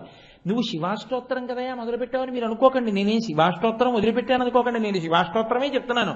ఎలా చెప్తున్నానో నేను ముడేసినప్పుడు మీకు అర్థమవుతుంది. దీపం కార్తీక మాసంలో పెడితే కేవలం అది దీపము అని నమస్కారం చెయ్యకూడదు, ఒక మాట చెప్పి నమస్కారం చేయాలి. దామోదరం ఆవాహయామి అనాలి. అంటే దామోదరా నీవు ఈ దీపమునందు ప్రవేశించు, లేదా ఉమాసహిత త్రయంబకం ఆవాహయామి అనాలి. ఉమాసహితుడైనటువంటి త్రయంబకుణ్ణైనా దీపం మీదకు ఆవాహన చెయ్యాలి, దామోదరుణ్ణైనా ఆవాహన చెయ్యాలి. ఏమండి, విష్ణువుకి సహస్రనామాలు ఉన్నాయి కదా, దామోదర అన్న పేరుతోనే ఎందుకు ఆవాహన చేయాలి? శివుడికి సహస్రం ఉందిగా, ఆ పేర్లన్నీ విడిచిపెట్టి ఉమాసహిత త్రయంబకమావాహయామి అన్న మాట అని అక్షతలు ఎందుకు వేయాలి దీపం మీద? అంటే దానికి ఒక పెద్ద రహస్యం ఉంది. శివుడు కేశవుడు రెండు కారు. మీరు ఇది చాలా జాగ్రత్తగా గుర్తుపెట్టుకోవలసిన రహస్యం. శివ కేశవ అని రెండుగా కనపడేటటువంటి పదార్థములు ఒక్కటే. శివస్య హృదయం విష్ణోశ్చ హృదయం శివ. శివుని యొక్క హృదయము విష్ణువు అయి ఉంటారు, విష్ణువు యొక్క హృదయము శివుడై ఉంటాడు. ఆయన అనుగ్రహం కలిగే వరకు రెండుగా కనపడుతుంటారు. ఆయన అనుగ్రహం కలిగితే రెండుగా ఉన్నవి ఒకటిగా మీకు దర్శనం. ఆ అనుగ్రహం కలిగే వరకే. అది అయిందా మీకు అసలు శివకేశవుల మధ్య భేదము గోచరించదు. మీరు ఎంత సంతోషపడిపోతారో ఆ రెండూ కలిసిపోయిన స్వరూపాన్ని మీరు లోపల స్తోత్రం చేయడానికి, లోపల భావన చేయడానికి. మనకి కాంచీపురానికి కేవలం 20 మైళ్ళ దూరం. వెల్లూరు రోడ్లో వెడుతుంటే మీరు కంచి ఇంకా దగ్గరికి వచ్చేస్తోందనగా 20 మైళ్ళ దూరంలో ఎడం చేతి పక్కకు ఒక రోడ్డు ఉంటుంది. ఆ రోడ్లో వెడితే ఒక క్షేత్రం ఉంది. అది తిరుప్పార్కడలి అంటారు. అంటే మనం పాలకడలి అంటాం, తిరుప్పార్కడలి అంటారు. అక్కడ తిరుప్పార్కడలి అన్న క్షేత్రానికి ఉన్నటువంటి వైభవం ఏమిటో తెలుసా అండి? అక్కడ విష్ణువాలయం లేదు, అన్నీ శివాలయాలే. ఒకప్పుడు విష్ణువాలయం లేదు అక్కడ. ఒకానొకప్పుడు పరమ వైష్ణవుడు అనగా విష్ణువు యందు విశేష ప్రీతి కలిగిన వాడు ఇతర రూపములను అంగీకరించలేనటువంటి ఒక భక్తుడు ఆ ఊళ్ళోకి ప్రవేశించాడు. ఆయనకు ఒక నియమం ఉండేది, విష్ణు స్వరూపాన్ని దర్శనం చేస్తే కానీ ఆయన భోజనం చేయడు. కాబట్టి ఆయన ప్రతి దేవాలయం దగ్గరికి వెళ్ళడం, లోపల పెరుమాళ్ళు ఉన్నాడా అని అడుగుతుండడం. లోపల పెరుమాళ్ళు కారు, పరమేశ్వరుడు ఉన్నారు. ఆయన వెళ్ళేవారు కాదు, వెళ్ళిపోతూ ఉండేవారు. భోజనం చేసే వేళ దాటిపోయింది, నీరసం వచ్చేసింది, విష్ణుమూర్తి యొక్క దేవాలయం కనపట్టలేదు. ఆయన ఆఖరికి తను తిరిగిన దేవాలయాల్లోనే ఒక దేవాలయం ముందుకు వచ్చి పడిపోయారు, ఇంకా కదలలేకపోయారు. అంతలో ఒక వృద్ధుడైనటువంటి బ్రాహ్మణుడు ఆయన దగ్గరికి వచ్చి, ఏమండి అలా ఉన్నారు, అంత నీరసంగా ఉన్నారు, ఏమైందన్నారు. ఏమి దిక్కుమాలిన ఊరయా, పెరుమాళ్ళకి గుడే లేదు ఇక్కడ, విష్ణువుకి గుడి లేదు. ఏం విష్ణువుకి గుడి లేకపోతే ఏం శివాలయాలు ఉన్నాయిగా అన్నాడు ఆయన. కాదు, నాకు విష్ణు స్వరూపంగానే కావాలి, శివస్వరూపంగా నేను చూడను, నాకు విష్ణు స్వరూపం కావాలి. ఓహో అదే మీ ఇబ్బంది, మరి మీరు పడిపోయిన గుడి విష్ణుమూర్తి గుడేగా, లోపలికి వెళ్ళకపోయారా అన్నాడు. అబద్ధాలు అరకు, అది విష్ణువు గుడి కాదు, అది శివాలయం, అందులో శివలింగం ఉంది, నేను రానన్నాడు ఆయన. ఆయన అన్నాడు, ఇలా వాదిస్తే ఏం వస్తుంది, నాతో వస్తే చూపిస్తా, లోపల శివలింగం ఉందో పెరుమాళ్ళు ఉన్నాడు, రండి చూపిస్తానన్నాడు. ఆయన అన్నాడు, అబద్ధం, నేను లోపలికి రానన్నాడు. సరే, ఇంతలో ఇద్దరి మధ్య వాదన పెరిగింది. ఆయన అన్నాడు, అబద్ధం అని బయట కూర్చుంటే ఎలా తెలుస్తుంది, మీకేం కనపడిందో ఏం చూశారో, నాతో రండి నేను చూపిస్తాను, పెరుమాళ్ళు ఉన్నాడో లేదో లోపల. సరే పదండి అన్నారు. ఇద్దరు కలిసి లోపలికి వెళ్ళారు. ఆయన శివలింగాన్ని చూపించి ఎవరున్నారు చూడండి అన్నారు. ఆయన శివలింగం మీద చూసేటప్పటికి చిన్మయం అంటారు, ఇలా పైకి పుటమరించినటువంటి స్వరూపం ఉంటుందే, ఆ బ్రహ్మగారు లేదా అంబ, పీఠం అంబమయం సర్వం శివలింగ చిన్మయం సాకారంచ నిరాకారం నిర్గుణంచ గుణాత్మకం అని ఆ చిన్మయం, ఆ శివలింగం పైకి ఉబికినటువంటి బొడిపే లింగాకృతి కాకుండా ఆ పీఠం మీద శ్రీ మహావిష్ణువు నిలబడి దర్శనమిచ్చారు. అప్పటి నుంచి ఇప్పటి వరకు ఆ దేవాలయం అలాగే ఉంది. హరిహరనాథుడిగా తిక్కనగారికి దర్శనం ఇవ్వలా? ఆయనే శివలింగంలో శ్రీ మహావిష్ణువు ఉన్నటువంటి క్షేత్రం. మీరు ఎప్పుడైనా కాంచీపురం వెడితే, కోటేశ్వరారు అబద్ధాలు చెప్పారనుకోకండి, మీరు కాంచీపురం వెడుతున్నప్పుడు చిత్తూరు నుంచి కాంచీపురం వెళ్ళేటప్పుడు వెల్లూరు రోడ్డు అంటారు. ఆ వెల్లూరు రోడ్లో వెడుతున్నప్పుడు ఎడం చేతి పక్కకి వెడితే 20 మైళ్ళ దూరంలో ఉంది, తిరుప్పార్కడల్ అంటారు. ఆ క్షేత్రానికి వెళ్ళి చూడండి, అత్యద్భుతమైనటువంటి స్వరూపం. కాబట్టి శివకేశవుల మధ్య భేదము అన్నట్టు కనపడుతుంది, రెండు అన్నట్టు కనపడుతుంది. యథార్థమునకు శివకేశవులు రెండు కాదు, శివుడే కేశవుడు, కేశవుడే శివుడు. దీని గురించి పెద్దలు ఒక చక్కటి ఐతిహ్యం ఒకటి చెప్తూ ఉంటారు. వెనకటికి దేవతలందరూ రామేశ్వరం వెళ్ళారు. వెళ్ళి రామేశ్వరంలో శివలింగాన్ని దర్శనం చేశారు. దర్శనం చేసి బయటకు వచ్చిన తర్వాత వాళ్ళకు ఒక అనుమానం వచ్చింది, రామేశ్వరం అనగా ఏమి? వ్యాకరణంలో రామేశ్వరం దేనికి చెందుతుంది అని. అంటే ఇప్పుడు నేను మీకు దాన్ని కొంచెం చెప్పాలి అంటే, రాజసేవకుడు ఏ సమాసం అని అడిగాను అనుకోండి, రాజు యొక్క సేవకుడు రాజసేవకుడు, కాబట్టి షష్ఠీ తత్పురుష సమాసం. లేకపోతే నల్ల కలువ అన్నాను అనుకోండి, ఏ సమాసం అన్నాను అనుకోండి, నల్లనైన కలువ, కర్మధారయా సమాసం. కాదు, దండపాణి ఏ సమాసం అన్నాను అనుకోండి, దండము పాణియందు కలవాడు అంటే చేతియందు కర్ర పట్టుకున్నవాడు, చేతియందు కలది కలవాడు కాబట్టి బహువ్రీహి సమాసం. కాబట్టి షష్ఠీ తత్పురుషం అన్న అవ్వాలి, కర్మధారయం అన్న అవ్వాలి, బహువ్రీహి అన్న అవి ఉండాలి వ్యాకరణంలో. రామేశ్వరం ఏది అని అనుమానం వచ్చింది వాళ్ళకి. ఒక ఆయన అన్నాడు, రామేశ్వరం అంటే రాముని యొక్క ఈశ్వరుడు. రాముడు ఎవరిని అర్చన చేస్తాడో ఆ శివుడు రాముని యొక్క ఈశ్వరుడు, రామేశ్వరుడు అన్నాడు. కొంతమంది అన్నారు ఉటిది, రామునికి ఈశ్వరుడు ఏమిటి, రాముడే జగత్ప్రభువు, రామునికి మళ్ళీ ఈశ్వరుడు ఎవరుండరు, కాబట్టి రాముడికి శివుడు ఈశ్వరుడు మేము అంగీకరించామన్నారు. కొంతమంది అన్నారు, మీరు అంగీకరించకపోతే ఏమిటి, రాముని యొక్క ఈశ్వరుడే ఆయన అన్నారు. ఈ గొడవంతా ఎందుకు, కైలాసానికి వెళ్ళి శివుడిని అడుగుదాం పదండి అన్నారు. అందరూ కలిసి కైలాసానికి వెళ్ళారు. అయ్యా రామేశ్వరం ఏ సమాసం అని అడిగారు. ఆయన అన్నాడు, రాముని ఈశ్వరుడిగా కలవాడు బహువ్రీహి సమాసం. నాకు రాముడు ఈశ్వరుడు, నేను అక్కడ శివలింగంగా ఉంటాను, కానీ నాకు రాముడు ఈశ్వరుడు అన్నాడు. అంటే అయ్యయ్యో అని బయటకు వచ్చేసారు. బయటకు వచ్చేసి శివుని యందు అనురక్తి కలిగిన వాళ్ళు అన్నారు, శివుడు జ్ఞాని కాబట్టి ఆయన ఎప్పుడు తన గొప్ప చెప్పడం, కాబట్టి ఆయన అలా అన్నాడు, అన్నీ ఉట్టిది. నిజానికి రాముడు ఈశ్వరుడిగా కలవాడు కాడు, రాముని యొక్క ఈశ్వరుడు. షష్ఠీ తత్పురుషమే కరెక్ట్, బహువ్రీహి కాదు. ఆయన అలా అన్నాడంతే అన్నారు. సరే ఈ గొడవ ఎందుకు, వైకుంఠానికి వెళ్ళి విష్ణువుని అడుగుదాం, రాముడు విష్ణువు కదా ఆయన అడుగుదాం అని వైకుంఠానికి వెళ్ళారు. అయ్యా అది షష్ఠీ తత్పురుషమా బహువ్రీహియా అంటే శ్రీ మహావిష్ణువు అన్నారు, ఆయన అలాగే అంటారు, శివుడు పెద్ద ఆయన గౌరవం, కానీ అసలు నిజం నేను చెప్తున్నాను, రాముని యొక్క ఈశ్వరుడు నాకు ఈశ్వరుడు ఆయనే, కాబట్టి ఆయనే నాకు ఈశ్వరుడు అన్నారు. శివకేశవులకు వ్యాకరణం తెలియదా ఏమి, ఇద్దరు ఓ గురువు గారి దగ్గర చదువుకోలేదా? ఇదెక్కడ గొడవ, ఆయనేమో రాముని ఈశ్వరుడిగా కలిగిన వాడిని అంటాడు, ఈయనేమో రాముని యొక్క ఈశ్వరుడు అంటాడు. ఈయన షష్ఠీ తత్పురుషం అంటాడు, ఆయన బహువ్రీహి అంటాడు. ఏది అసలు నిజం? 4 తలకాయలు ఉన్నవాడు ఒక ఆయన ఉన్నాడుగా, సృష్టి చేసేవాడు, 4 ముఖాలతో వేదం చెప్పేవాడు, ఆయన అడుగుదాం, గొడవ వదిలిపోతుంది. ఆయన తప్పు చెప్పడుగా, కాబట్టి ఆయన దగ్గరికి వెళ్ళారు.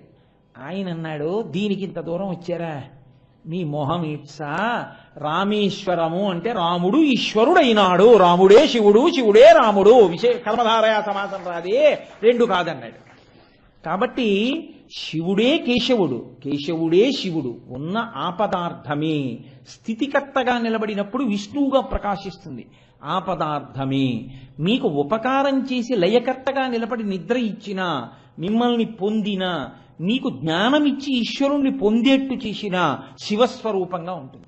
అందుకే భాగవతంలో 3 మూర్తులకు 3 లోకములకు 3 కాలములకు మూలమగుచు భేదమగుచు తుదిక భేదమయ్యొప్పారు బ్రహ్మమనగ నీవే పాలనయన అంటారు. 3గా 2గా కనపడి చిట్ట చివరికి 1గా అయిపోయేటటువంటి తత్వం ఏదున్నదో అది పరబ్రహ్మము, అది పరమేశ్వరుడు. అది 2గా కనపడుతుంది, కానీ 2 కాదు, ఉన్నది ఒక్కటే అని నిరూపిస్తుంది. అలా నిరూపించగలిగినటువంటి స్థితి కలిగినటువంటి పదార్థం. అందుకే వాళ్ళకి ఓ గమ్మత్తు ఉంటుంది లోకంలో. మీరు చూడండి, నాకు ఈ మాట చెప్తుంటే ఒక విషయం గుర్తొచ్చింది. శృంగగిరి పీఠాధిపతులు చంద్రశేఖర భారతి మహానుభావుడు, ఆయన దగ్గరికి వెళ్ళి చాలా మంది కూర్చున్నారు. కూర్చుంటే ఆయన ఏ ఊరు నుంచి వచ్చారు అంటే, ఏదో ఫలానా ఊరు నుంచి. మీ పేరేమిటి? ఆయన ఏదో పేరు చెప్పాడు. ఇంకోరిని అడిగారు, మీ పేరేమిటి? ఏదో పేరు చెప్పాడు. మీరు ఏదో ఊరు నుంచి వచ్చారు, ఈ పేరు ప్రసాదం ఇస్తున్నారు. ఒక ఆయన్ని అడిగారు, ఆయన ఏం చెప్పలేదు. మీ పేరేమిటి అన్నారు, చెప్పలేదు. ఏ ఊరు నుంచి వచ్చారు, చెప్పారు. ఏం పేరు అడిగాని చెప్పలేదే అన్నారు. వీళ్ళందరూ వెళ్ళిపోయాక చెప్తాను స్వామి అన్నారు. అదేమిటి వీళ్ళందరూ వెళ్ళిపోయాక పేరు చెప్పడానికి ఫోన్లే, ఏదో ఇబ్బంది ఉందేమో అనుకున్నారు. అందరూ వెళ్ళిపోయారు. వెళ్ళిపోయిన తర్వాత స్వామి నా పేరు ఇప్పుడు మీకు చెప్తానన్నాడు. చెప్పు. భుజంగం. ఏమో చెప్పడానికి భయం ఏమిటా, చెప్పచ్చు కదా అందరి మధ్యలో అన్నారు.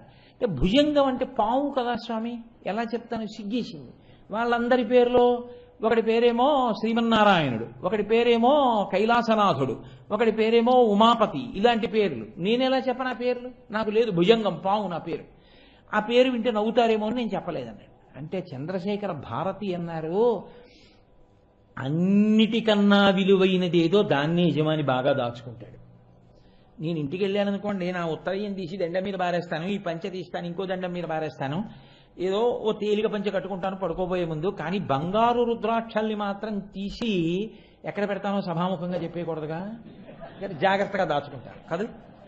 కాబట్టి ఇవి బంగారంతో చేసిన రుద్రాక్షలు, జాగ్రత్తగా దాచుకుంటాను. ఏమయ్యా, మీ తల్లిదండ్రులు నీకు ఎందుకు భుజంగం అని పేరెట్టారో తెలుసా? పరమశివుడికేమో ఆభరణం, శ్రీ మహావిష్ణువుకేమో శయనం. ఎవడు ఇంట్లో ఏది ఎలా ఉన్నా పక్క దులుపుకుని జాగ్రత్తగా వేసుకుంటాడా, వేసుకోడా? శ్రీ మహావిష్ణువుకి పడుకోవడానికి శయ్య, పరమశివుడికి మెళ్ళో వేసుకునే ఆభరణం. కాబట్టి ఇద్దరూ ఎప్పుడూ నిన్ను జాగ్రత్తగా కాపాడుకుంటారు, ఇద్దరూ నిన్ను ఎప్పుడూ పొదివి పట్టి కాపాడాలని నీకు భుజంగం అని పేరెట్టారు. సంతోషంగా నాగాభరణుడు నాగశయనుడు ఇద్దరికీ చెందినవాడిని అని చెప్పుకోకుండా సిగ్గుపడతావేమయా అన్నారు. ఆయన అన్నాడు, నేను ఇంకెప్పుడు ఎక్కడికి వెళ్ళినా సంతోషంగా నా పేరు భుజంగం అని చెప్పుకుంటాను. కాబట్టి శివకేశవుల యొక్క తత్వము ఒకటిగానే ఉంటుంది, వాళ్ళిద్దరూ ఒక్కటే, కానీ రెండుగా కనపడడంలోనే దాని యొక్క వైవిధ్యం అంతా ఉంది. కానీ రెండు కాదు, ఉన్న పదార్థము మాత్రం ఒక్కటే. మీరు చూడండి, అందుకే దీన్ని తీయడానికి పెద్దలు ఒక మాట చెప్తారు. పరమశివుడికి వామదేవ, శ్రీ మహావిష్ణువుకి వాసుదేవ. ఆయన వాసుదేవుడు, ఈయన వామదేవుడు. ఏమిటి అక్షరం మారింది ఇద్దరికి? ఒకరికి సు, ఒకరికి మా. వాసుదేవాలో సు ఉంది, మా లేదు. ఈయనకి వామదేవాలో మా ఉంది, సు లేదు. ఇప్పుడు ఆ సు మా పైకి తీసి పక్కన పెట్టండి. సుమ, పువ్వు. సుమ అంటే పువ్వు. సుమ, నీకు జ్ఞానము కలిగితే ఉన్నదొక్కటే, నీకు ఆ జ్ఞానము కలగనంతసేపు చాలా ఉన్నాయన్నట్టు కనపడుతుంది. సుమ, పువ్వులో తేడా వస్తుందేమో, పత్రిలో తేడా వస్తుందేమో, ఇక్కడికి వస్తే బిల్వం వేస్తావు, అక్కడికి వెడితే తులసి వేస్తావు, కానీ ఉన్న పదార్థము మాత్రము ఒక్కటే. వాసుదేవ వామదేవ పేర్లతో ఉంటారు. అంటే అదే తత్వము రెండుగా ప్రకాశిస్తున్నటువంటి ఒకటి అయి ఉన్నది.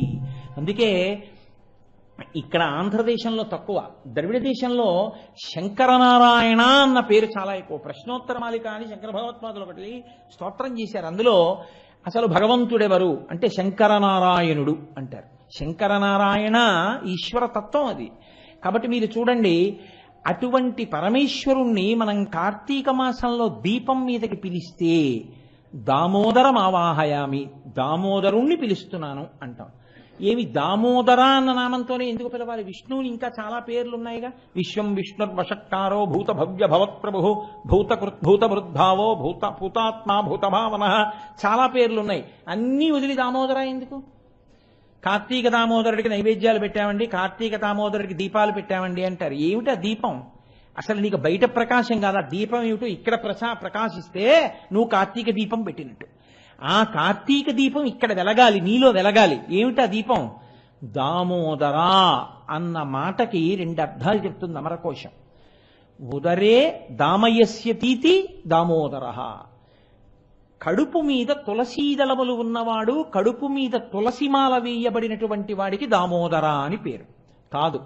దామ్నే ఉదర మాత్ర బద్ధతీతి ఇది దామోదర.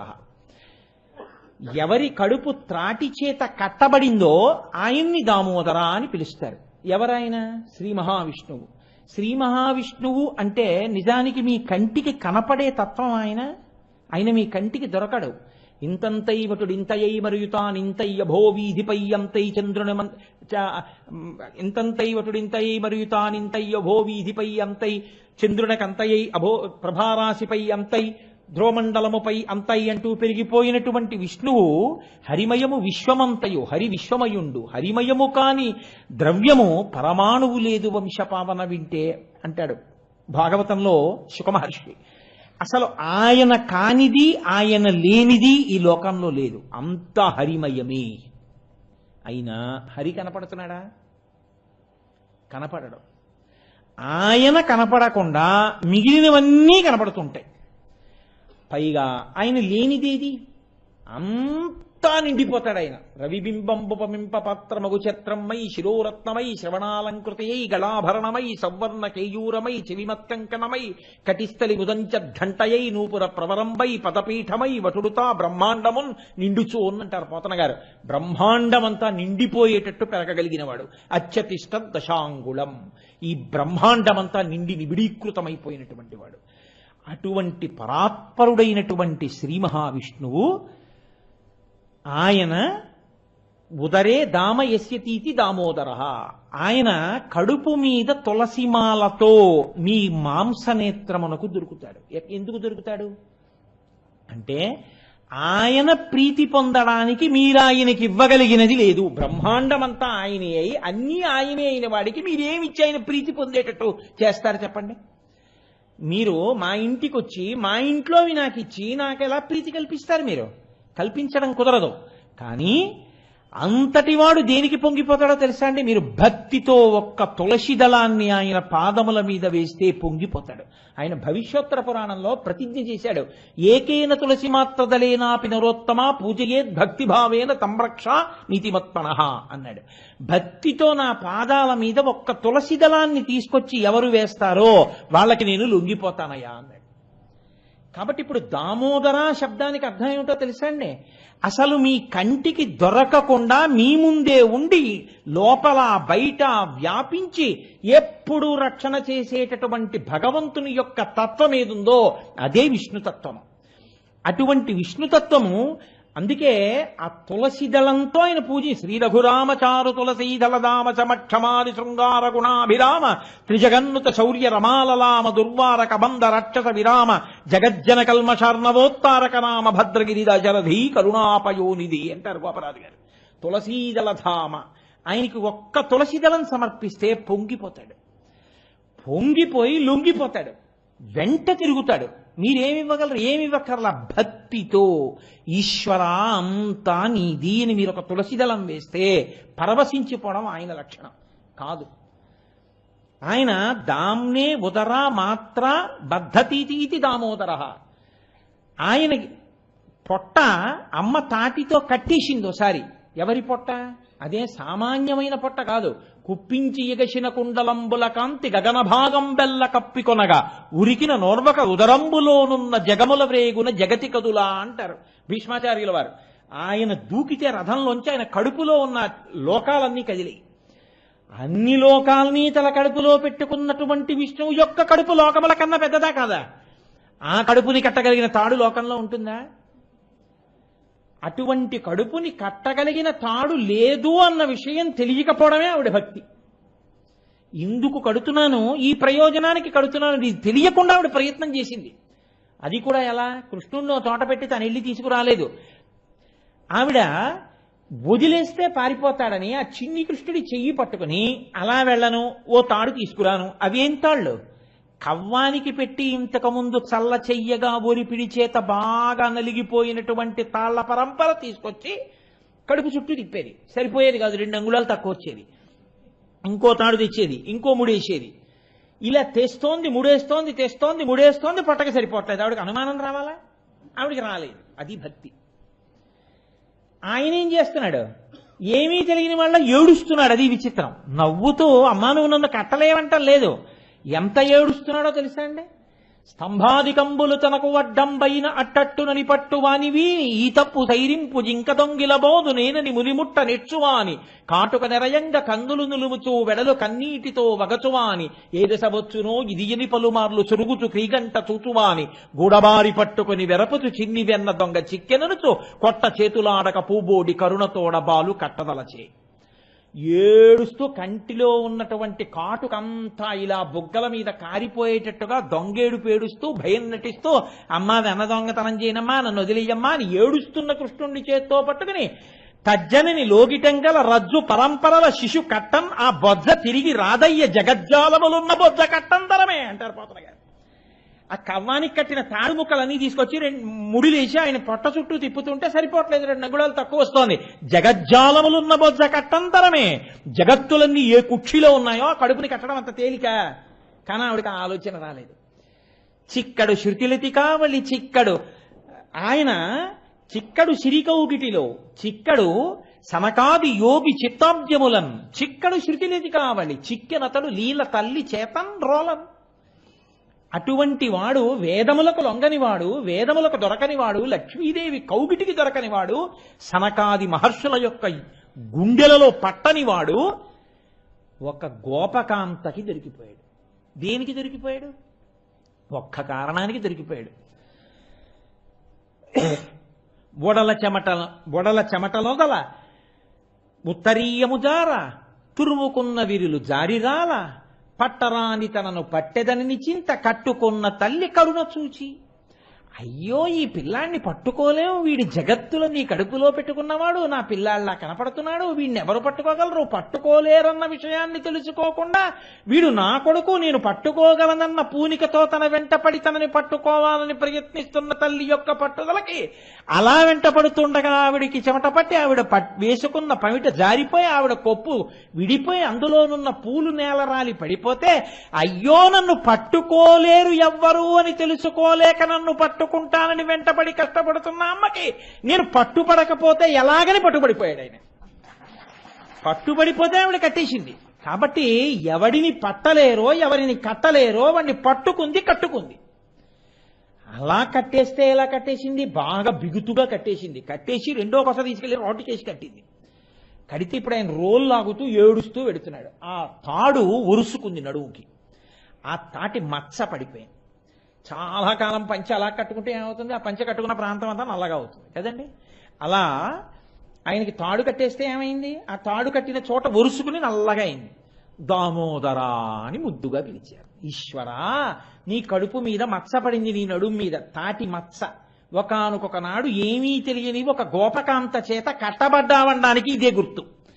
కాబట్టి అసలు నిన్ను చూడడం సంభవం కాదు. అత్యతిష్ట దశాంగుళం, ఈ బ్రహ్మాండములు ఎంతవరకు ఉన్నాయో అంతకన్నా 10 అంగుళముల పైకి ప్రకాశించేటటువంటి వాడివి. అటువంటి తండ్రివి ఆజ్ఞురాలైనటువంటి ఒక గోపిక యొక్క చేతికి దొరికిపోయావు. అంటే నేను కడుతున్నాను, ఇందుకు కడుతున్నాను అన్న ప్రయోజనం లేకుండా వెంటపడినటువంటి భక్తుల యొక్క హృదయములందు చిక్కేటటువంటి వాడివి నువ్వు. అందుకే జ్ఞానులచే, మౌనులచే, దానులచే, భక్తి యోగశీలుల చేతన్ పూని నిబద్ధుండగునే శ్రీనాథుడు భక్తియుతుల చేతన్ బోలన్. ఆయన ఇంత దానాలు చేశానంటే ఏం దొరకడు. ఆయన నేను ఇంత చదువుకున్నానంటే దొరకడు. ఆయన ఎవరికి దొరుకుతాడు? ఎవరు పరమ భక్తితో పట్టుకోవాలని ప్రయత్నించారో వాళ్ళకి దొరుకుతాడు ఆయన. కాబట్టి భక్తికి దొరికిపోయేవాడు అనడానికి దామోదరుడు. నడుము మీద, పాదముల మీద తులసిదళంతో ప్రకాశించేవాడు కాబట్టి దామోదరుడు.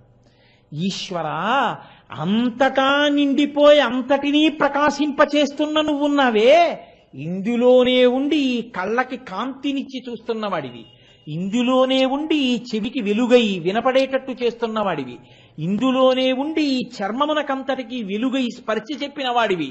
అటువంటి తండ్రి నీవు ఈ దీపమునందు ఆవాహన అగుదువుగాక. నువ్వు అనుగ్రహిస్తే ఈ దీపంలోకి వస్తావు. నువ్వు వస్తే నీ వెంట లక్ష్మి వస్తుంది. కర్దమైన ప్రజాభూతామయి సంభవ కర్దమ. ఆవిడొస్తుందా? ఆవిడతో పాటు ఆయనతో పాటు పిల్లలతో కలిపి వస్తుంది. వచ్చి ఆవిడ ప్రవేశిస్తుంది. నువ్వు మా ఇంట్లో ఉంటే ఇంకేం కావాలి? కాబట్టి కార్తీక దామోదరా దీపమునందు ప్రవేశించు. దామోదరమావాహయామి అంటే భక్తికి లొంగిపోతాడన్న విషయాన్ని మీరు పూనికతో మీ మనసులో పట్టుకున్నారనడానికి గుర్తు మీ ఇంట వెలుగుతున్న దీపం కాదు. ఉమా సహిత త్రయంబకమావాహయామి. మీరు తత్వాన్ని జాగ్రత్తగా పరిశీలనం చేయండి. త్రయంబకుడు అన్న మాటకు అర్థం ఏమిటో తెలుసా అండి? లోకానాం త్రయాణం, ఈ లోకములు 3 లోకములకు కూడా ఎవరు అంబకః, ఎవరు తండ్రిగా, పిత, ఆయన తండ్రిగా ప్రకాశిస్తూ ఉంటాడో, ఈ 3 లోకములలో ఉన్న సమస్త జీవరాశులకి తల్లి తండ్రి కూడా అయి ఉన్నాడో ఆయనకి త్రయంబకుడని పేరు అమరకోశంలో. తండ్రికి ఉన్న లక్షణం ఏమిటో తెలుసా అండి? మీ సుఖాన్ని చూస్తే పొంగిపోవడం, మీకు ఆపదొస్తే కరిగిపోవడం. మీరు జాగ్రత్తగా గమనించండి. మిగిలిన వాళ్ళు మీ సుఖాల్లో స్థానాన్ని అడుగుతారు. భార్య, ఆయన సుఖంలో ఆవిడికి స్థానం ఉంటుంది. ఏదో అన్నయ్య, ఆస్తిలో వాటా ఉంటుంది. తమ్ముడు ఆస్తిలో వాటా ఉంటుంది, చెల్లెలు ఎంత కాదన్నా అన్నకి చెల్లెలకి మధ్య కూడా ఇచ్చుకోవడాలు పుచ్చుకోవడాలు, ఎవరి ఆస్తులు వాళ్ళవి, ఎవరి గొడవలు వాళ్ళవి, ఎవరి కుటుంబాలు వాళ్ళవి ఉంటాయి. ఒక్క తండ్రి మాత్రం కొడుకు పొందిన సుఖములలో నాకు స్థానము కావాలని అడగడు. అన్నీ కొడుక్కిచ్చి కొడుకు సుఖాన్ని చూసి తాను సుఖపడతాడు. ఆయన రిటైర్ అయిపోవలసిన అవసరం ఆయనకి లేదు. ఆయన ఇంకా ఓపిక ఉంది, ఉద్యోగం చేయగలడు. కొడుకు అన్నాడు, నాన్నగారండి నేను అమెరికా వెళ్ళిపోతే అక్కడ ఎంఎస్ చదువుకుంటే నాకు మంచి ఉద్యోగం వస్తుంది, నేను వెళ్ళిపోతాను, నాకు మీరు ఎలాగైనా నాన్నగారండి ఒక్క 3 లక్షలు ఇవ్వండి అన్నాడు. ఎక్కడి నుంచి వస్తుంది? అప్పు ఉంది 2 లక్షలు వీడిని ఇంజనీరింగ్ చదివించడానికి. ఆయన విఆర్ఎస్ పెట్టేసి స్వచ్ఛంద పదవీ విరమణలో 5 లక్షలు తెచ్చి 3 లక్షలు కొడుకు ఇచ్చి 2 లక్షలు అప్పు తీర్చాడు. వీడు అమెరికా వెళ్ళాడు. వెళ్ళి నాన్నగారండి ఇక్కడ చదువుకున్నాను, నాన్నగారండి నాకు మంచి ఉద్యోగం వచ్చింది, నాన్నగారండి నాకు ఇంత జీతం, నాన్నగారండి నేను కారు కొనుక్కున్నాను, నాన్నగారండి నేను ఇల్లు కొనుక్కున్నాను అంటాడు. నాన్నగారండి నేను ఇల్లు కొనుక్కున్నాను, నాన్నగారండి నేను ఏసీలు పెట్టించుకున్నాను, నాన్నగారండి నాకు 2 కార్లు ఉన్నాయన్నప్పుడు ఈ పెద్ద ఆయన, ఎరా నాకు ఒక కారు కొనిపెట్టావా, నా గదులు ఏసీ చేయించావా, నాకు పంచెల చాపులు పంపించావా అని అడగడు. నా కొడుకు అక్కడ సంతోషంగా ఉన్నాడండి చాలదా అంటాడు. మీరు చూడండి, అది పితృహృదయం.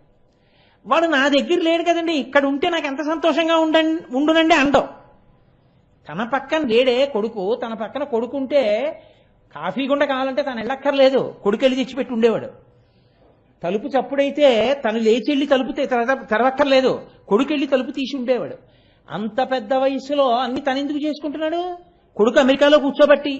మరి వాడు అక్కడ కూర్చున్నాడంటే వాడికి కార్లుంటే ఎవడక్కాలి, మేళ్ళుంటే ఎవడక్కాలి, నా పక్కన ఉంటే నేను ఎంత సుఖపడదును అంటాడని మీరు అనుకుంటున్నారా? తండ్రి అండవు. ఏమంటాడో తెలుసా అండి, అక్కడ వాడు సుఖంగా ఉన్నాడండి, సంతోషంగా ఉన్నాడండి, చాలదా అంటాడు. అంటే వాడు సుఖంగా ఉంటే చాలు, తను ఎలా ఉన్నా పర్వాలేదు. ఇది తండ్రి.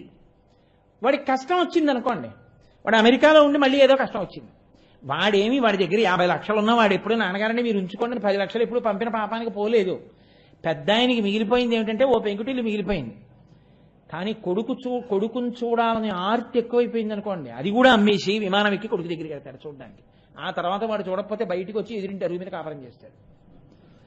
కొడుకు కష్టాన్ని చూసి తట్టుకోలేనివాడు, బిడ్డల యొక్క సుఖంలో స్థానం అడగనివాడు, అంతటి మహాత్యాగి.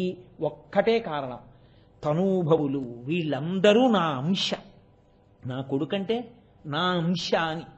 అందుకే ఆత్మా వైపుత్రనామాశి అంటుంది. తండ్రిలోని తేజస్సే కొడుకు రూపంలో బయట తిరుగుతూ ఉంటుంది.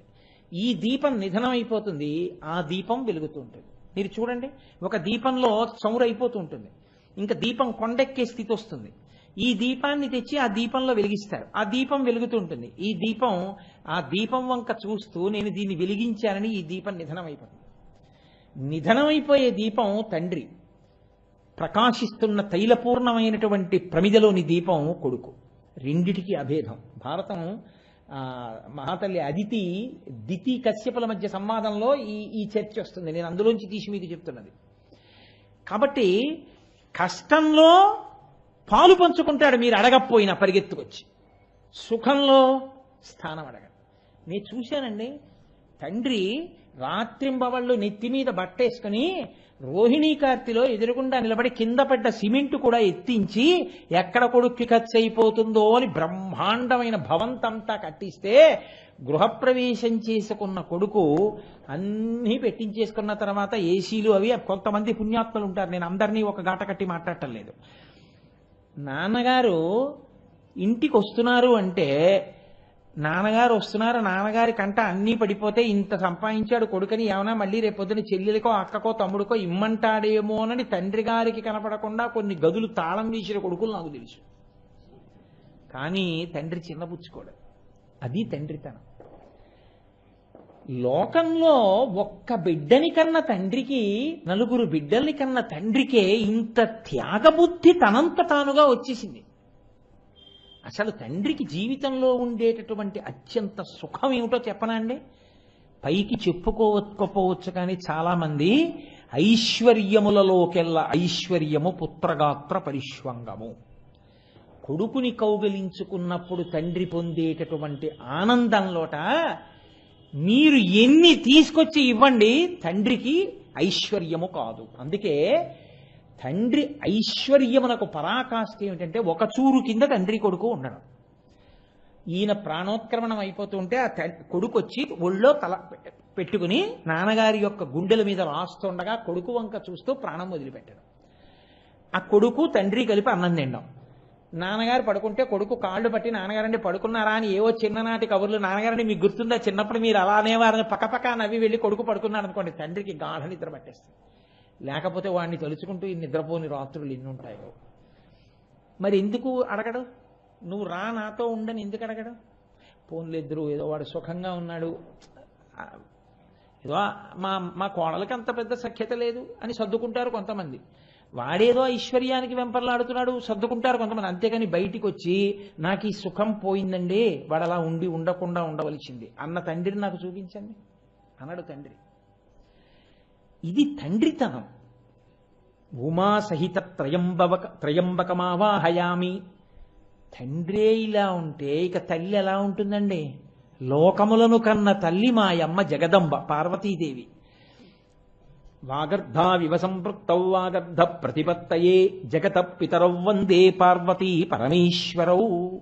ఈశ్వర, నేను సుఖములలో ఉన్నప్పుడు నిన్ను పిలిచానో పిలవలేదో? కార్తీక మాసం కదూ, బయట ప్రమాదకరమైనటువంటి వాతావరణం నడిచే కాలం కదూ. కాబట్టి నువ్వు ఉన్నావో శివుడవు, నువ్వు ఉన్న చోట మంగళం తప్ప అమంగళం ఉండదు. శివ అంటేనే మంగళం. కాబట్టి శంకరా నువ్వేం చేస్తావో తెలుసా? అమ్మతో కలిసి వచ్చి ఈ దీపంలో నించు. కాబట్టి సులభుడుగా లొంగే వాళ్ళు ఎవరంటే తండ్రితనం ఉన్నవాడు, దామోదరుడిగా ఉన్నవాడు. అది మీరు విష్ణువుని దామోదరుడనండి, పరమశివుణ్ణి త్రయంబకుడనండి, ఏ పేరుతో పిలవండి, ఆ రెండు సౌలభ్యం మీకు లొంగేటటువంటి పేర్లు. అందుకని దీపం పెడతారు. అంతేగాని దీపం పెట్టి దీపాన్ని వదిలేయమని కాదు. దీపం పెట్టి అక్షతలు వేసి చెప్పాలి, త్రయంబకమావాహయామి లేదా దామోదరమావాహయామి అని చెప్పాలి. కాబట్టి శివకేశవులు రెండు కాదు, ఒక్కటే. ఒక్క మాట చెప్పి ఇవాళ ఉపన్యాసాన్ని పూర్తి చేస్తాను. కాబట్టి మనకి లోకంలో చూడండి, ఎక్కడైనా ఏదైనా భోజనాలు చేస్తున్నారనుకోండి, నమ పార్వతీపతయే హర హర మహాదేవ అన్నాను అనుకోండి, ఏమంటారు మీ అందరూ? హర హర మహాదే. నమ పార్వతీపతయే అన్నాను అనుకోండి, హర హర మహాదేవ అంటారు. హర హర హర హర అంటారు చిందేస్తే. ఆయన దగ్గరికి వెడితే ఏడుకొండలవాడ వెంకటరమణ అన్నాను అనుకోండి, గోవిందా గోవిందా అంటారు. ఏమి నామాలు ఏమిటి? నేను ఏడుకొండలవాడ వెంకటరమణ అన్నాను అనుకోండి, విశ్వం విశ్వం అనొచ్చగా, విశ్వం విష్ణుర్వషత్కారో భూత భవ్య భవత్ప్రభో ఆయన పేర్లేగా. ఎందుకంటారు గోవిందాయే అంటారు? ఈయన దగ్గరికి వెడితే నమ పార్వతీపతయే అన్నాను అనుకోండి, త్రయంబక అనొచ్చ కదా, హర హర అంటారు. ఎందుకు? ఈ రెండు ఎవరు చెప్పారో తెలుసా అండి? ఇద్దరు చిన్నపిల్లలు చెప్పారు. చిన్నపిల్లలకి అబద్ధాలు ఆడడం చేత కాదు, వాళ్ళు ఉన్నది ఉన్నట్టు చెప్తారు. ఇద్దరు చిన్నపిల్లలు చెప్పారు ఈ రెండు పేర్లు అంత గొప్పవి అని. ఎవరో తెలుసా? హరహర. ఆ నామం ఎంత గొప్పదో చెప్పిన వాళ్ళు. అందుకే జయ జయ శంకర హర హర శంకర అంటూ పెడుతుంటాం. ఆ హరహర అండంలో రహస్యం ఏంటంటే, జ్ఞాన సంబంధ నాయనర్ అని ఒక ఆయన ఉండేవారు, మహానుభావుడు. 63 మంది నాయనార్లలో ఆయన చిన్న పిల్లాడు. కానీ ఆయన చిన్నతనంలో పార్వతీదేవి యొక్క స్తన్యమును గ్రోలేరు, పాలు త్రాగారు అమ్మవారి దగ్గర. ఆయనకి పరమశివ జ్ఞానం వచ్చేసింది. ఆయనతో ఒకనకొకప్పుడు జైనులు వాదించారు, అసలు శివుడుంటే నువ్వు నిరూపించు, మేము మాది నిరూపిస్తామని. ఒక పరీక్ష పెట్టారు. ఏమిటా పరీక్ష అంటే, ఈయన నిజమైతే ఈయన భగవంతుడి యొక్క నామాన్ని ఆకు మీద రాసి ప్రవాహంలో వెయ్యాలి. ఆ నదీ ప్రవాహం వెళ్ళిపోతున్న దాంట్లో ఆకు కొట్టుకుపోకుండా ఎదురు వెళ్ళాలి. అగ్నిహోత్రంలో ఆకు పడేయాలి, కాలిపోకుండా ఆకు అలాగే ఉండాలి పచ్చిగా ఉంటే శివుడు గొప్ప. ఏది నిరూపించు అని జైనులు వారి సిద్ధాంతం ఏదో వారి భగవన్నామాన్ని రాసి వారు నదిలో వేశారు. అది వెళ్ళిపోయింది ప్రవాహం వాళ్ళు. ఈయన హరహర అని రాసి వేశాడు, అది ప్రవాహానికి ఎదురొచ్చింది. వాళ్ళు అగ్నిలో వేశారు, కాలిపోయింది. ఈయన అగ్నిలో హరహర అని రాసి ఆకు వేశాడు. ఆ ఆకు ఎంత అగ్నిహోత్రంలోనూ పచ్చిగానే ఉండిపోయింది. హరహర పాపములను హరించగలిగిన శివనామములలో ఆ నామమంత గొప్పదని నిరూపించిన వాడు చిన్నవాడైన జ్ఞానసంబంధుడు. విష్ణునామములలో గోవిందనామం అంత గొప్పదని నిరూపించిన వారు శంకర భగవత్పాదులు. చాలా చిన్న వయసులో ఉండగా గోవింద భగవత్పాదాచార్యుల వారి దగ్గర సన్యాసం తీసుకుని కాశీపట్టణానికి వెడితే ఆయన ఓ వృద్ధ బ్రాహ్మణుడు వ్యాకరణ సూత్రాలు వల్లించుకుంటూ కనబడ్డారు. భజ గోవిందం భజ గోవిందం గోవిందం భజ మూఢమతే అన్నారు. గోవిందా గోవిందా అనరా అని చెప్పారు శంకరాచార్యులు వారు. జగద్గురువైన శంకర భగవత్పాదులు భజ గోవిందం గోవిందం భజ మూఢమతే అనబట్టి మనం ఏమంటాం, ఏడుకొండలవాడ వెంకటరమణ గోవిందా గోవింద, నమ పార్వతీపతయే హరహర మహాదేవ. హరహర జ్ఞాన సంబంధం, గోవింద గోవింద శంకర భగవత్పాదులు. ఈ రెండు నామములు ప్రతి చోట మనం చెప్పుకుంటాం. అలాగే త్రయంబకం దామోదరం, ఆ రెండు నామములు అంత సౌలభ్యమైన నామములు. అందుకని వాటిని దీపం మీదకి ఆవాహన చేస్తాం. ఆవాహన చేసి మనం కార్తీక మాసం అంతా ఉపాసన చేస్తాం. ఉపాసన చేసేటప్పుడు ఇక భేదమేం ఉండదు. శివుడే విష్ణువు, విష్ణువే శివుడు, ఆ భావనతోనే పూజ చేస్తారు. అందుకే ఆకాశదీపం విష్ణువాలయంలోనూ ఎత్తుతారు, ఆకాశదీపం శివాలయంలోనూ ఎత్తుతారు. రెండు చోట్ల ఆకాశదీపాలు ఎత్తుతారు. అంత పరమ ప్రఖ్యాతమైనటువంటి కార్తీక మాసంలో శివాష్టోత్తర శతనామ స్తోత్రాన్ని పార్వతీదేవికి ఉపదేశం చేసిన వారెవరు? శ్రీ మహావిష్ణువు. ఆయన ముందు పరమశివుని యొక్క శరీరంలో సగభాగాన్ని పొందారు కాబట్టి ఆయన అమ్మవారికి ఉపదేశం చేశారు. ఉపదేశం చేస్తూ ఇది నాకెవరు నేర్పారో తెలుసా? అస్తి గుహ్యతమం గౌరీ నామ్యామష్టోత్తరం చతం శంభోరహం ప్రవక్ష్యామి పరమం శీఘ్రకామదం. ఇది నాకు పరమశివుడే నేర్పాడు. ఈ నేర్పినటువంటి స్తోత్రాన్ని పార్వతి నువ్వు చక్కగా భక్తితో ఈ నామములను చెప్తే నీకు శివానుగ్రహం కలుగుతుంది. శివానుగ్రహమే విష్ణువానుగ్రహము కాబట్టి దాని వలన నువ్వు పరమశివుడి శరీరంలో సగభాగాన్ని పొందుతావు అని చెప్తే అప్పటి నుంచి పార్వతీదేవి ఉపాసన చేసింది. ఇన్ని మాటలు చదివిందని మీరు నన్ను అడక్కండి. భక్తితో ఒక్కమారే చదివి ఉండి ఉండవచ్చు. ఆవిడ పరమశివుడి యొక్క శరీరంలో సగభాగం పొందేసింది. అప్పుడు అర్ధనారీశ్వర స్వరూపం వచ్చింది. కాబట్టి అంత గొప్ప నామం. ఎందరో మహానుభావులు ఆ శివకేశవుల యొక్క ఏకీకృత స్వరూపాన్ని అనుభవించారు. కార్తీక మాసంలో మనం కూడా అభేదమైనటువంటి శివకేశవ స్వరూపంతో ప్రారంభం చేస్తున్నాం. ఆ విష్ణువే అమ్మవారికి ఈ ఉపదేశం చేశారు అని. సరే, ఇవాళ నేను స్తోత్రాన్ని ఏమీ ప్రారంభం చేయలేకపోయాను, ఒకరోజు వెళ్ళిపోయింది. అయినా మీరేం బెంగ పెట్టుకోకండి, 108 నామాలు అవుతాయి. కాబట్టి ఆ శివో రేపటి రోజున నేను శివ అన్న నామంతో ప్రారంభం చేస్తాను. రేపు మీరు ఆ నామముల యొక్క వైభవాన్ని విందురు గాని. కానీ రేపటి నుంచి మనం ఒక పని చేసి ప్రారంభం చేద్దాం. అత్యంత ప్రాముఖ్యమైనటువంటి నెల ప్రదోష వేళ ఎంతో పవిత్రం కార్తీక మాసంలో. అటువంటి ప్రదోష వేళలో కలుసుకుని నేను చెప్పడం మీరు వినడం చాలా మంచిదే, నేను కాదన్నాను. కానీ కేవలం నేను చెప్పడం మీరు వినడం కాదు, నేను చెప్పడం ప్రారంభించడానికి ముందే మీరు నేను కలిసి శివాష్టోత్తర శతనామ స్తోత్రాన్ని చదువుదాం. చదవడానికి ఒక 8 నిమిషాలు పడుతుంది. కానీ ప్రదోష వేళలో అందరం కలిసి శివస్తోత్రాన్ని చెప్పి ఉపన్యాసం చెప్పుకోవడం జరుగుతుంది. ఇవాళ మీ దగ్గర కాగితాలు లేవు, బహుశా ఈశ్వరుడు అనుగ్రహిస్తే అయ్యప్ప స్వామి గుళ్ళో ఒకసారి ఇది ముద్రణ వేసి అందరికీ పంచాం. అవి ఉన్నవాళ్ళు తెచ్చుకోండి. మీ దగ్గర ఎక్కువ కాపీలు ఉంటే లేని వాళ్ళకి తెచ్చి ఇవ్వండి. లేని వాళ్ళు ఉంటే వాళ్ళ దగ్గర తీసుకుని జెరాక్సులు చేసుకోండి.